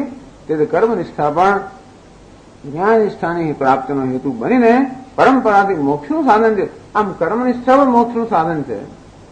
જ્ઞાન નિષ્ઠાને યોગ્યતા પ્રદાન કરવા દ્વારા એવું કહેવાની ભગવાન આવશ્યકતા. નહીં તો લોકો સમજે નહીં, લોકોને એમ ગમે તે બેસ્યું ચાલે, તો કે ના ગમે તે ના ચાલે, એનો પણ ક્રમ છે. તો કોઈ કહે કે પછી એવું કેમ નહીં કે કર્મનિષ્ઠા જો જ્ઞાનનું સાધન હોય તો જ્ઞાન નિષ્ઠા કર્મનું સાધન કેમ ના બને? એવું કોઈ માને? બંને નિષ્ઠાઓ જ છે ને. અંતેથી કોઈ એમ માને કે જ્ઞાન નિષ્ઠા વડે કર્મનિષ્ઠાની યોગ્યતા કેમ પ્રાપ્ત ન થાય? અર્થાત કર્મનિષ્ઠા જ્ઞાન નિષ્ઠા દ્વારા મોક્ષનું સાધન બને. તો એવું કેમ ન બને કે જ્ઞાન નિષ્ઠાને પણ કર્મનિષ્ઠાની આવશ્યકતા હોય? જો કર્મને જ્ઞાનની આવશ્યકતા પડતી હોય તો જ્ઞાનને કેમ કર્મની આવશ્યકતા ના પડે? બંને સર્વનિષ્ઠા જ. તો કે નહીં, એવું નથી. એટલે કે છે આગળ જ્ઞાન નિષ્ઠા તો કર્મનિષ્ઠા ઉપાય લબ્ધાત્મિકા સતે સ્વાતંત્ર્યેણ પુરુષાર્થ હેતુ અન્ય અનપેક્ષા ઇતિ એતમર્થમ દર્શયિષ્યન આહ ભગવાન. જ્ઞાન નિષ્ઠા તું, પરંતુ તું જ્ઞાન નિષ્ઠામાં કઈ વિલક્ષણતા છે? કઈ વિલક્ષણતા છે? કર્મનિષ્ઠા ઉપાય લબ્ધાત્મિકા સતી. જ્ઞાન નિષ્ઠા જે છે કર્મનિષ્ઠા રૂપી ઉપાયથી પ્રાપ્ત થાય. એટલે કર્મનિષ્ઠા ઉપાય બને, એને શું આપણે પ્રાપ્ત થાય? જ્ઞાન નિષ્ઠા. અને જ્ઞાન નિષ્ઠા એ મોક્ષનું સાક્ષાત સાધન છે. સ્વાતંત્ર્ય પુરુષાર્થ હેતુ. જ્ઞાન નિષ્ઠા છે એ સ્વતંત્ર રીતે કર્મ પર આધાર રાખ્યા વગર, અન્ય અનપેક્ષા કશાય પર આધાર રાખ્યા વગર સાક્ષાત મોક્ષનું સાધન છે. કારણ કે બંધ શું છે? અજ્ઞાનમાંથી જન્મેલો છે. એટલા માટે જેવી રીતે કોઈ જગ્યાએ હોય તો આપણે છિપોલી એને એટલે આપણે દેખાય ચાંદી, અને તો ચાંદીનું જેવું ચાંદી જ્યાં ભ્રમ છે, ચાંદી છિપોલીનું જ્ઞાન થયું કે તરત ચાંદીમાં જન્મેલો ભ્રમ અને ચાંદીને જોઈને થતી પ્રવૃત્તિ બધું બંધ થઈ જાય. અથવા રજ્જુને બધા આપણે સર્પ દેખાતો હોય તો ભય ઉત્પન્ન થયો હોય તો નિવૃત્તિ હોય. આ રજ્જુ જેવું જ્ઞાન થતા જ એ ભય, એ નિવૃત્તિ બધું જ એમ બંધ થઈ જાય. પછી એમાં બીજા કશાની અપેક્ષા નથી. આમ જ્યાં આગળ બંધ જે છે એ માત્ર અજ્ઞાનમાંથી જન્મ્યો હોય તો જ્ઞાન જ એનું સાધન છે. એમાં પછી બીજી કોઈ અપેક્ષા નથી. બંધન જો સાચે સાથે સર્પ હોય તો આ સર્પ જેવો જ્ઞાનથી કઈ ના થાય. આ સર્પ છે એવું જ્ઞાનથી સર્પ ના ભાગી જાય. પછી તો કઈ કરવું પડે, મંત્ર અથવા કઈ ઉપાય કરવો પડે. પરંતુ હોય દોરડું અને આપણે માનતા હોય એ સર્પ શાને જાય? માત્ર જ્ઞાનથી જ જતો રહે કે આ દોરડું છે. આ મિથ્યા સર્પને દૂર કરવાનો ઉપાય કયો છે? જ્ઞાન. શેનું જ્ઞાન? દોરડાનું જ્ઞાન. સાચો સર્પ હોય એને દૂર કરવાનો ઉપાય કયો? કર્મ. સર્પ સાચો હોય અને પછી આ સર્પ છે હવે જ્ઞાનથી આપણે ઊંઘી જઈએ તો ના ચાલે. પછી કઈ કરવું પડે, સાપને બહાર કાઢ્યા વગર ના ચાલે. ઊંઘ આવે જ નહીં જોતો. ઘરમાં આપણે સાપ દેખાયો, આ સાપ છે એવું જ્ઞાન પ્રાપ્ત કરીને ઊંઘી ગયા આપણે તો ના થાય. એ સાપને, સાચા સાપને દૂર કરવા માટે કર્મ કરવું પડે. પરંતુ હોય દોરડું અને માની લીધું સાપ, અને તો આ દોરડું છે એ જ્ઞાનથી એ રજ્જુ સર્પનો નાશ થાય. તેમ આપણું જે બંધન છે કેવું છે? પેલા રજ્જુ સર્પ સમાન છે, સાચા સર્પ સમાન નથી. ભલે આપણે ખૂબ ભય અને પરસેવો થતો હોય જિંદગીમાં સતત, છતાં પણ એ શેને થાય છે? એ પેલા મિથ્યા સર્પથી થાય છે. અર્થાત બંધન મિથ્યા છે, સત્ય નથી. એ મિથ્યા બંધનનું નિવૃત્તિ શાને થાય? જ્ઞાનથી થાય. અને જ્ઞાન આ મિથ્યા બંધનની નિવૃત્તિનું સ્વતંત્ર સાધન છે. એમાં પછી કોઈ મંત્ર તંત્રની જરૂર નથી. હા, પેલો સાચો સર્પ હોય તો મંત્રની જરૂર પડે. હવે રજ્જુ સ્વરૂપમાં કશાની આવશ્યકતા નથી, માત્ર જ્ઞાનની આવશ્યકતા કે આ રજ્જુ છે. અને તે રીતે હું બ્રહ્મ છું, પૂર્ણ છું, મુક્ત છું. હું મુક્ત છું એ જ્ઞાનથી મુક્ત બની જાઉં. એ જ્ઞાન સિવાય બીજા કશાની આવશ્યકતા નથી.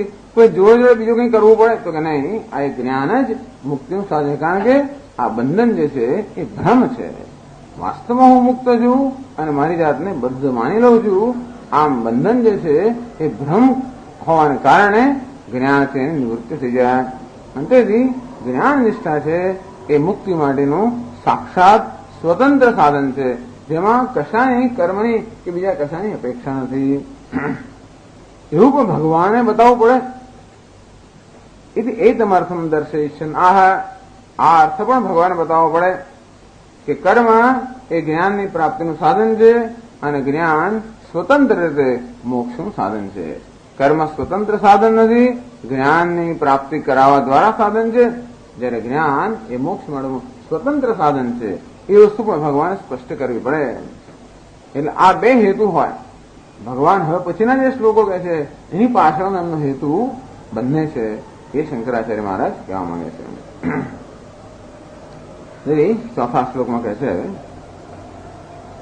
ન કર્મણામનારંભાત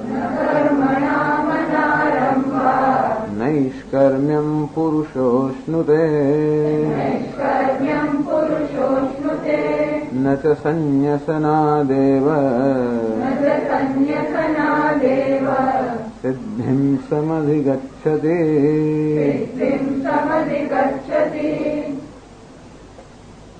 અર્જુન શું કહે છે? કર્મના આરભે હું તો કર્મ નહીં કરું એવું ભગવાન લાગ્યું. એટલે કે છે ન કર્મણામ આરંભાત નૈષ્કર્મ્યમ પુરુષ અશ્નુતે. આવો વચન પછી લાગે કે અર્જુનને ઉપદેશ કંઈક અર્જુનના મોહ પર કઈ હશે એ જોઈને કહે છે કે કર્મણામ અનારંભાત, કર્મનો આરંભ નહીં કરે, કર્મનું અનુષ્ઠાન નહીં કરે તો નૈષ્કર્મ્યમ પુરુષ ન અશ્નુતે. તો પુરુષને કોઈ પણ સાધકને નૈષ્કર્મ્ય અર્થાત મોક્ષ પ્રાપ્ત થવાનું નથી. કર્મનું અનુષ્ઠાન ન કરવાથી કે મોક્ષ મળવાનું નથી. હું તો કર્મ નહીં કરું તો કર્મ નહીં કરવાથી તને કઈ નૈષ્કર્મ્ય મળવાનું નથી. તો ભલે હું સંન્યાસ લઈ લઈશ. બરોબર, બે જ કર્મ ના થાય. એક તો હોય છતાંય ના કરીએ અને બીજું ઓફિશિયલી ના કરીએ. બે છે ને, એક તો છૂટા થઈ જઈએ. એવું છે ને, ક્યાં તો ઓફિસમાં જઈએ અને કામ ના કરીએ. એક કામ ના કરવાની એક પદ્ધતિ, અથવા રાજીનામું આપ્યું તો છૂટી ગયા અંદરથી. તો રાજીનામું આપ્યું એટલે કામ કરવાની પછી કોઈ આપણી જવાબદારી નથી. એને શું કહે? સંન્યાસ. એટલે ઓફિસમાં જવું અને કામ ન કરવું એને શું કહેવાય? નિષ્ક્રિયતા. અને રાજીનામું આપીને કામ ન કરવું શું કહેવાય? સંન્યાસ.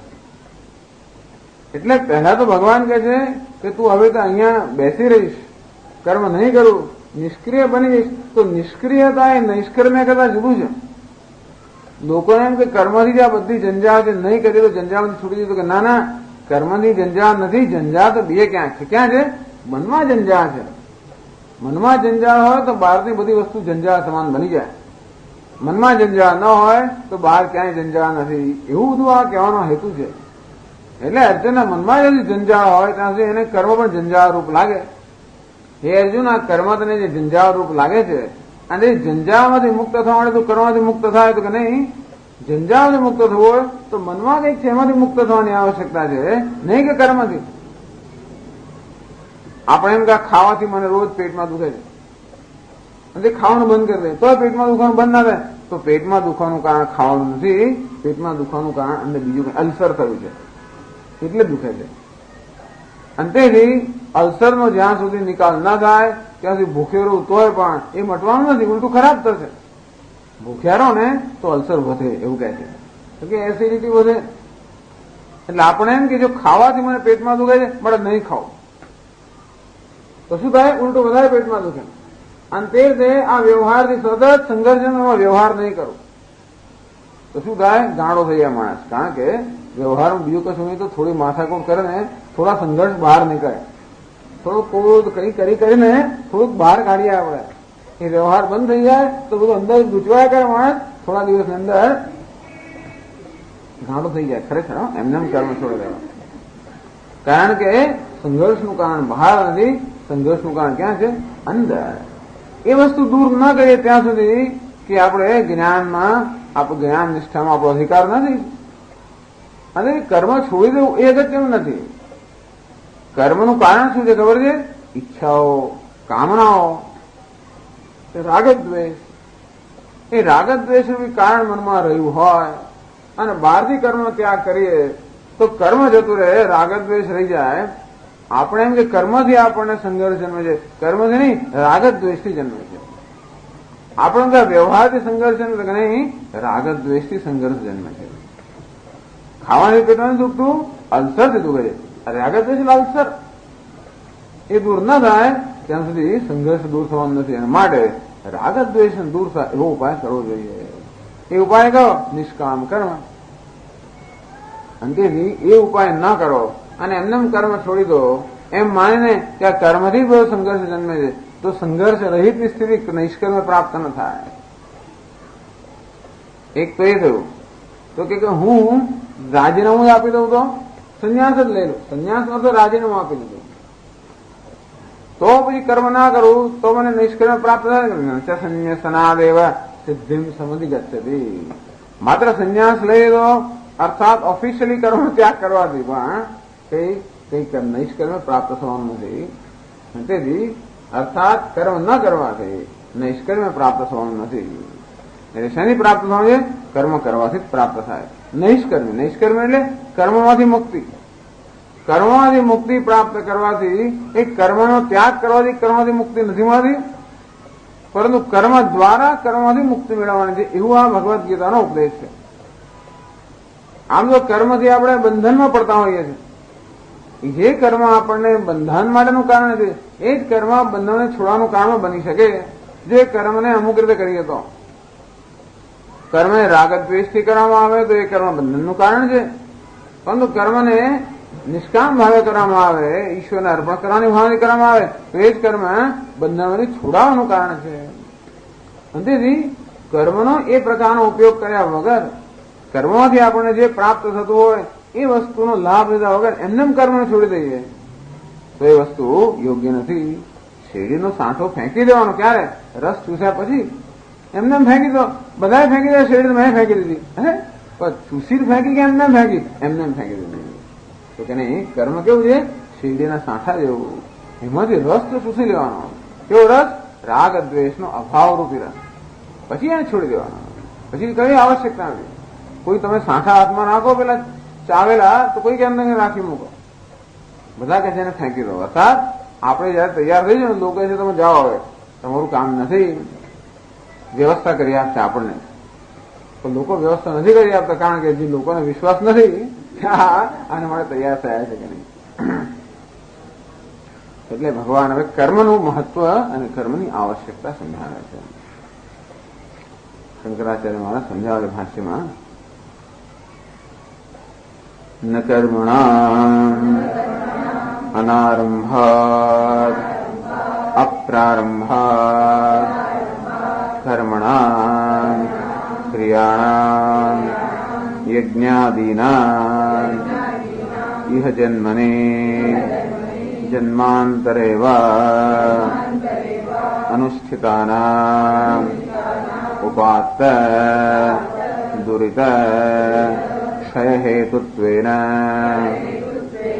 સત્વશુદ્ધિકારણાનાં તત્કારણત્વેન ચ જ્ઞાનોત્પત્તિદ્વારેણ જ્ઞાનનિષ્ઠાહેતુના જ્ઞાનमुत्पद्यते पुंसाम् क्षयात् पापस्य कर्मणः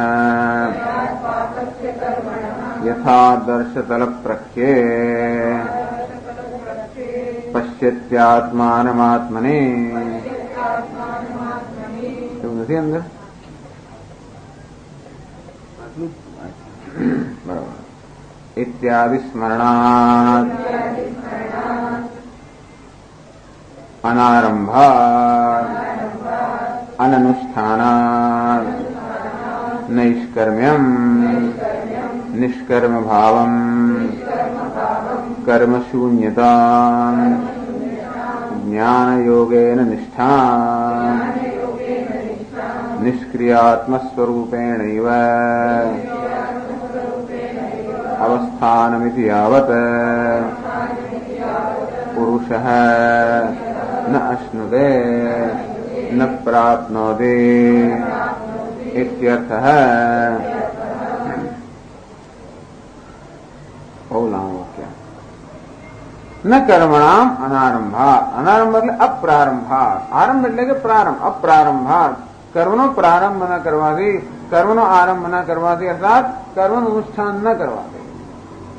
આપણે તો જાણીએ આપણે એક જ વસ્તુ દુઃખમાંથી નિવૃત્તિ, સંઘર્ષમાંથી નિવૃત્તિ પ્રત્યેક મનુષ્ય ઈચ્છતો જ હોય છે.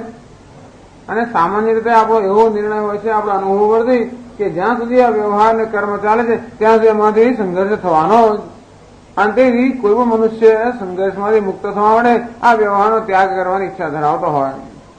અર્જુન પણ એ રીતે કર્મનો આરંભે, હું પણ કર્મ નહીં કરું એમ જયારે કહે છે એટલે ભગવાન છે કે નહીં, કર્મનો અનારંભ અર્થાત કર્મનો પ્રારંભ ન કરવાથી. કર્મ આપણે સમક્ષ હોય અને છતાં ન કરીએ અને શું કહેવાય? કર્મ અનારંભ. કર્મ આપણી સમક્ષ બેઠેલું ઉભેલું છે અને છતાં પણ એ ન કરીએ. જેમ અર્જુનની સમક્ષ આ યુદ્ધ નામનું કર્મ છે અને છતાંય ના કરે તેને શું કહેવાય? કર્મના અનારંભ. અનારંભાત અપ્રારંભાત. પછી સમજાવે છે કર્મણામ. કર્મ એટલે શું? ક્રિયાણામ. કર્મ શબ્દનો બીજો પણ અર્થ થાય. કર્મ એટલે વિષય કે વસ્તુ એવો પણ અર્થ થાય. સંસ્કૃતમાં કર્મ એટલે ઓબ્જેક્ટ બીજી વિભક્તિમાં. તો કોઈ એમ કે કર્મ એટલે એવું હશે કે નહીં, કર્મણા એટલે ક્રિયાણામ. કર્મ થાય અહીં ક્રિયા. આમ કર્મ શબ્દ આપણે તો ક્રિયા રીતે સમજીએ છીએ, પણ બુદ્ધિમાં બધા બહુ વિદ્વાન લોકો જાત જાતના અર્થ સમજતા હોય. એટલે કર્મનો એક અર્થ શું થાય છે? ઓબ્જેક્ટ, વિષય. કારણ કે ધારો કે ભોજનનું કર્મ, ભોજનની ક્રિયા અથવા ભાત આપણે ખાતો ભાતને પણ કર્મ કહેવાય. કારણ કે ભાત જેના વડે ખાવામાં આવે છે એને ભોજનનું કર્મ કહેવાય, એ ભાત. એટલે એવું કર્મ નથી આ. કર્મ એટલે ક્રિયા. એટલે કે કર્મણામ એટલે ક્રિયાણામ. આજે ક્રિયાનું અનુષ્ઠાન ન કરવાથી તો ક્રિયા કરવાથી શું પ્રાપ્ત થાય? ક્રિયા કરવાથી અંતઃકરણ શુદ્ધિ પ્રાપ્ત થાય. એટલે ક્રિયાણામ યજ્ઞાદિનામ. ગમે તેવા કર્મથી અંતઃકરણ શુદ્ધિ ના થાય. યજ્ઞાદિનામ શાસ્ત્રમાં જે નિત્ય નૈમિત્ત કર્મ કરવામાં આવે, કહેવામાં આવે છે.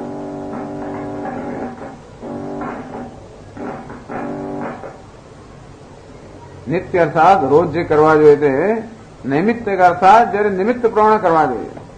આમ શ્રાવણ મહિનામાં રોજ આપણે અપવાસ કરતા હોઈએ કે રોજ કદાચ લોટો ચડાવતા હોઈએ પાણીનો, તો પછી પેલી સોમવતી અમાસ આવે ત્યારે કંઈક વિશિષ્ટ કર્મ થાય.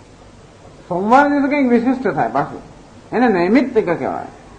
એકાદશી આવે, પૂર્ણિમા આવે, સોમવતી અમાવાસ્યા આવે ત્યારે તો આમ રોજ ઉપવાસ કરતા હોય તો પેલા વધારે કંઈક તીવ્ર ઉપવાસ થાય. કે રોજ 5 માળા કરતા હોય ત્યારે તારે 15 માળા કરીએ. કેમ? આ તો બહુ પવિત્ર દિવસ છે. એને શું કહેવાય? નૈમિત્તિક કર્મ. એક રોજ કરવાનું કર્મ, બીજું નૈમિત્તિક કર્મ. એ કર્મમાં એવું છે કે કોઈ પ્રકારનું આપણે ફળ ના પ્રાપ્ત થાય. અર્થાત નિત્યનૈમિત્તિક કર્મ એટલે નિષ્કામ કર્મ, જેની પાછળ કોઈ પ્રકારની કામનાની અપેક્ષા નથી. એ કામનાની અપેક્ષા વગર કરવામાં આવેલું કર્મ. આવું રોજ કરવું જોઈએ. આપણા શાસ્ત્રો કે રોજ જે આપણા જીવનમાં થોડા કર્મ દેવા છે જેની પાછળ કઈ લોભ કે વળતરની અપેક્ષા ન હોય. મને શું મળશે આમાંથી એવી ગણતરી પૂર્વક બધા કર્મ કરવા નહીં, પણ થોડાક તો કર્મ એવા હોવા જોઈએ જે એવી વળતરની ગણતરી, વળતરની ગણતરી વગર થાય. એને શું કહેવાય? નિષ્કામ કર્મ. તો પછી મને વળતર ન મળે તો કોને વળતર મળે? ભગવાન આથી પ્રસન્ન થાવ અને આમ ભગવાનને અર્પણ કરવાની ઈચ્છા હતી, ઈશ્વરને પ્રસન્ન કરવાની. ભગવાને આપણે આટલું આપ્યું છે તો આપણે એને પ્રસન્ન કરીએ એવી ભાવનાથી થાય કર્મ. એનું નામ છે નિત્ય નૈમિત્તિક કર્મ. હવે આપણે યજ્ઞ વગેરે ન કરતા હોઈએ તો આપણે બીજા ભગવાનની પૂજા આરાધના કરતા હોઈએ એ પણ નિત્ય નૈમિત્તિક કર્મને અંતર્ગત કહેવાય. રોજ પૂજા કરતા હો, જપ કરતા હો, પાઠ કરતા હો, એ પણ કેવું નિત્ય કર્મ. અને પછી આવા અમુક સારા દિવસ આવે ત્યારે વધારે કર્મ છે કોઈ નૈમિત્તિક કર્મ. તો આવા કર્મથી શું પ્રાપ્ત થાય? અંતઃકરણ શુદ્ધિ. તો ભાઈ કોઈ કહે છે કે ઘણા લોકો તો બાળપણમાં જ બ્રહ્મચર્યમાંથી સીધો સંન્યાસ લઈ લે છે. એમણે તો કશું કર્મ કર્યું નહીં જીવનમાં, એમણે કઈ નિષ્કામ કર્મ કર્યા વગર જ એમનામાં એમણે સંન્યાસ લઈ લીધો. અર્થાત એમનામાં કશું કર્મ કર્યા વગર જ અંતઃકરણ શુદ્ધિ કે સાત્વિકતા. અંતઃકરણ એટલે સાત્વિક સ્વભાવ. આપણા મનમાં કામ, ક્રોધ, લોભ હોય, સમજવું કે આ રજસ છે. આપણા મનમાં ઊંઘવાની, આળસ એવી વૃત્તિઓ, સમજવું કે આ તમસ છે.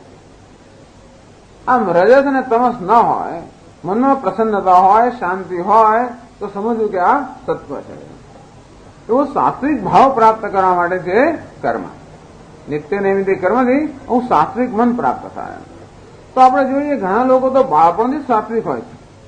એ લોકોએ આવું કશું કર્યા વગર સીધા એ લોકો તો સંન્યાસ લઈ લેતા હોય કે જ્ઞાનની પ્રાપ્તિ માટે આરાધના કરતા હોય. એનો અર્થ એ થયો કે કર્મથી સાત્વિકતા મળે એવું કઈ લખી આપ્યું નથી. કર્મ કર્યા વગર લોકો સાત્વિક છે. એમણે કશું આ જન્મમાં કર્યું નથી. એટલે શંકરાચાર્ય કહે છે ઇહ જન્મની જન્માંતરેવા અનુષ્ઠિતાના. શક્ય છે કે આ જન્મમાં એમણે અનુષ્ઠાન ન કર્યું હોય પણ પૂર્વજન્મ અનુષ્ઠાન કર્યું હોય. આમ પૂર્વજન્મમાં કરેલા અનુષ્ઠાનને કારણે એમને આ જન્મમાં સાત્વિક સ્વભાવ પ્રાપ્ત થયો હોય. તો કોઈ કહે કે જો પૂર્વજન્મના કર્મથી જ સાત્વ મળતું હોય તો આ જન્મમાં કરવા કરવાનો શું હેતુ? પૂર્વજન્મના કર્મથી જ આપણને સાત્વિક કે અંતઃકરણ શુદ્ધિ મળતા હોય તો આ જન્મમાં ગ્રહસ્થોને તમે કર્મ કરવાનું કહો છો એનો તો કઈ હેતુ રહ્યો ને? તો કે નહીં, ઇહ જન્મની. આ જન્મમાં કે પૂર્વજન્મમાં. તો ઘણા લોકોએ પૂર્વજન્મમાં અનુષ્ઠાન કર્યું એને કારણે એમને આ જન્મમાં બાળપણથી કે નાની ઉંમરથી જ કદાચ સાત્વિક સ્વભાવ હોય, અને બીજા લોકો આ જન્મમાં એ કર્મનું અનુષ્ઠાન કરીને પણ એવી રીતે સાત્વિકતા પ્રાપ્ત કરે. એટલે કર્મથી સાત્વિકતા પ્રાપ્ત થાય. ટૂંકમાં રાગદ્વેષ દૂર કરવાનો એકમાત્ર ઉપાય છે નિત્ય નૈમિત્તિક કર્મ અથવા નિષ્કામ ભાવે કરેલા કર્મ. ઈશ્વરને પ્રસન્ન કરવાની ભાવનાથી કર્મ આવેલા કર્મ એ જ માત્ર મનને સાત્વિક બનાવવાનો ઉપાય છે. એમ નામ જ ભગવાનનું ભજન. ઈશ્વરને અર્પણ કરવા એટલે આપણે જેને ભજન ભક્તિ કહીએ તે. પછી દાળ ભાત શાક રોટલી રસોઈ બનાવવું પણ ભજન થઈ શકે જો એ કર્મને આપણે ઈશ્વરને અર્પણ કરવાની ભાવનાથી કરીએ. અથવા માણસ કરો તોય થાય. કઈ રીતે ભજન કરવું એ માણસના સ્વભાવ સંજોગો વગેરે પર આધાર કરે છે. બધા પ્રકારનું ભજન. પણ ટૂંકમાં માણસ સત્વ શુદ્ધિ કે અંતઃકરણ શુદ્ધિ એનાથી જ પ્રાપ્ત કરી શકે. યા તો આ જન્મમાં કરે જો ન પ્રાપ્ત થયું હતો કે પૂર્વજન્મમાં કર્યું હશે જો એને પ્રાપ્ત થયું હોય તો આપણે એવું માની લઈએ. એટલે કહે છે ઇહ જન્મની જન્માંતરેવા અનુષ્ઠિતાનામ. પણ કર્મ જયારે સંકલ્પ કરે શું કરે છે? મમોપાત સમસ્ત દુરિતક્ષય દ્વારા શ્રી પરમેશ્વર પ્રીત્યર્થમ. કે મેં જે કઈ કર્મ કર્યા છે એ કર્મથી જે દુરિત એટલે ભૂતકાળના જે કઈ આપણા પાપ કર્મ હોય કે ભૂતકાળના જે કઈ વિઘ્નો આપણા માર્ગમાં આવતા હોય એ બધા વિઘ્નો કે પાપ કર્મ કે દુઃખો દૂર થાવ એમ કરીને આ કર્મથી પરમેશ્વર પ્રસન્ન થાવ. એટલે સામાન્ય રીતે આ નવા કર્મ કરતા પહેલા મનમાં સંકલ્પ આવો કરવામાં આવતો હોય છે કે આ કર્મથી મારા દુરિત અર્થાત મારા પોતાના જ પાપ કર્મને કારણે જે વિઘ્નો હોય એ વિઘ્નો દૂર થાવ. તો કે છે કે ભાઈ નિત્ય નૈમિત્તિક કર્મ તમે કરો કે આવી રીતે ભગવાનનું ભજન વગેરે કરો એનાથી તો આ દુરિત અર્થાત અવરોધ દૂર થતા હોય છે.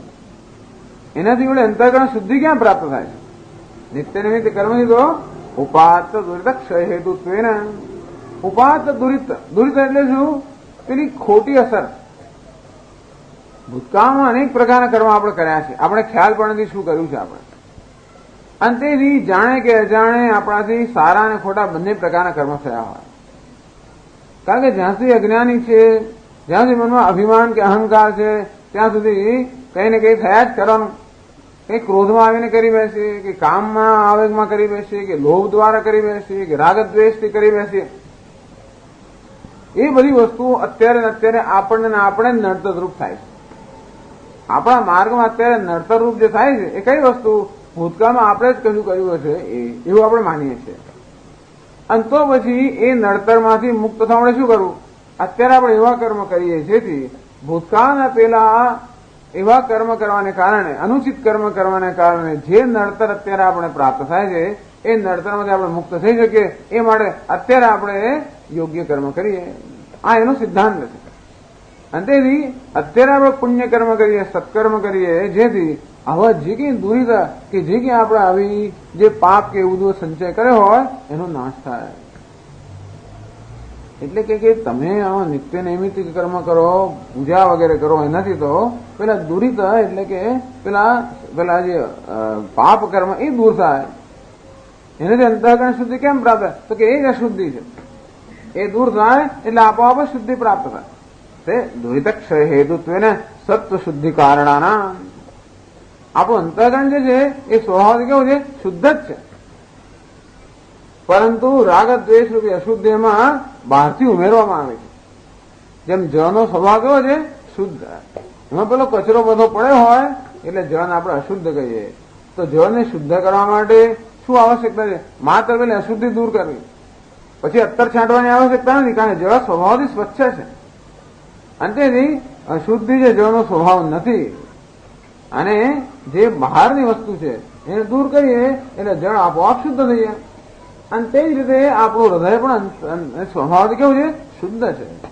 પરંતુ પેલા રાગ દ્વેષથી પ્રેરાઈને કરેલા કર્મને કારણે જે કામ, ક્રોધ, રાગ દ્વેષ ઘૂસી ગયા છે અંદર, એ અશુદ્ધિ આ નિત્ય નૈમિતિક કર્મથી દૂર થાય અને આપણું અંતઃકરણ શુદ્ધ બને. અને તેથી સત્વ શુદ્ધિ કારણાના આ નિત્ય નૈમિતિક કર્મ અર્થાત નિષ્કામ કર્મ છે અંતઃકરણની શુદ્ધિનું કારણ બને, રાગ દ્વેષ દૂર કરીને. કારણ કે આપણે ગમે કે ન ગમે તો કરવું જ પડે ને. આપણે નિયમ એકવાર લીધો પછી તો આપણે નિયમનું પાલન કરીએ, અગવડ પડતી તો કરીએ. આમ અગવડ હોય, સગવડ હોય તો પણ જે નિયમ લીધો હોય એ કરીએ. અને તેથી ઘણી આપણી ફરજો હોય એ ફરજ આપણી એની ઈચ્છા હોય તો આપણે બજાવવી પડે. એટલે ફરજ બજાવવામાં આપણી ઈચ્છા છે એને આપણે ગૌણ ગણવી જ પડે અને ફરજને મહત્વની ગણવી પડે. એમ કરીને આપણો વ્યક્તિગત રાગ દ્વેષ હોય એ આપણે દૂર કરવા જ પડે. આપણે રાગ દ્વેષથી પ્રેરાઈને કર્મ કરવા હોય તો ફરજ બજાવાય નહીં. સેવા કરવી હોય તો જેની સેવા કરતા હોઈએ એની સગવડ સાચવવાની, આપણે નહીં. અને તો એની સગવડ સાચવવા માટે આપણે સગવડનો ત્યાગ કરવો જ પડે. એમ કરતા કરતા આપણી સગવડનો ત્યાગ, આપણા રાગ દ્વેષનો ત્યાગ કરવાની ધીમે ધીમે આપણને આ પ્રકારની ટ્રેનિંગ મળે. એમ કરતા કરતા આપણે રાગ દ્વેષમાંથી મુક્ત થઈ જાય. આમાં સેવા ભગવાનની કરવાની છે, બીજા કોઈ નથી કરવાની. અને ભગવાને કહેલું હોય એ રીતે કરવાની છે. એમણે કહ્યું હોય ને આપણે ના ગમતું હોય તો પણ આપણે કરીએ, કારણ કે ઈશ્વરની આજ્ઞા છે. એટલે ધીમે ધીમે ધીમે આપણે અંદરની આજ્ઞાને બદલે ઈશ્વરની આજ્ઞાનો સ્વીકાર કરીએ એટલે આપણો સ્વચ્છંદ સ્વભાવ હોય એ ધીમે ધીમે ધીમે એ કાબુમાં આવતો જાય અને છેવટે ઈશ્વરની આજ્ઞા પ્રમાણે આપણું અંતઃકરણ બરોબર તૈયાર થાય. અને આને કહેવાય છે અંતઃકરણ શુદ્ધિ. અને આ રીતે આ નિત્ય નૈમિતિક કર્મ છે અંતઃકરણની શુદ્ધિનું કારણ બને, સત્વ શુદ્ધિ કારણના. ચાલો તો એમનું કામ પતી ગયું. અંતઃકરણ શુદ્ધિ પ્રાપ્ત કરાવીને આ નિત્ય નૈમિતિક કર્મનું કામ પતી ગયું. પણ એને જ્ઞાન નિષ્ઠાને શું લાગે છે? તો કે તત્કારણત્વે છે જ્ઞાનોત્પત્તિ દ્વારે. તો કે આમ એકવાર અંતઃકરણ શુદ્ધ થયું એટલે આપોઆપ અમુક પ્રકારની ઈચ્છાઓ જન્મે. મનમાં જયારે સત્વ હોય ત્યારે જ્ઞાનની ઈચ્છા જન્મે, રજસ હોય ભોગની ઈચ્છા જન્મે, તમસ હોય ઊંઘવાની ઈચ્છા જન્મે. તમસ મનમાં હોય આળસ, પ્રમાદ, નિદ્રા. રજસ હોય પ્રાપ્તિ, લોભ, ભોગ. સત્વ હોય તો જ્ઞાનની ઈચ્છા જન્મે. અને તેથી આપણે લેવા જઈ જ ના પડે. આપણું કાર્ય શું છે? મનને સાત્વિક બનાવવાનું. મન સાત્વિક બને એટલે આપોઆપ જ જ્ઞાનની ઈચ્છા જન્મે જ. અને તેથી જ્ઞાનની ઈચ્છા જન્મે એટલે માણસ જ્ઞાનની સાધના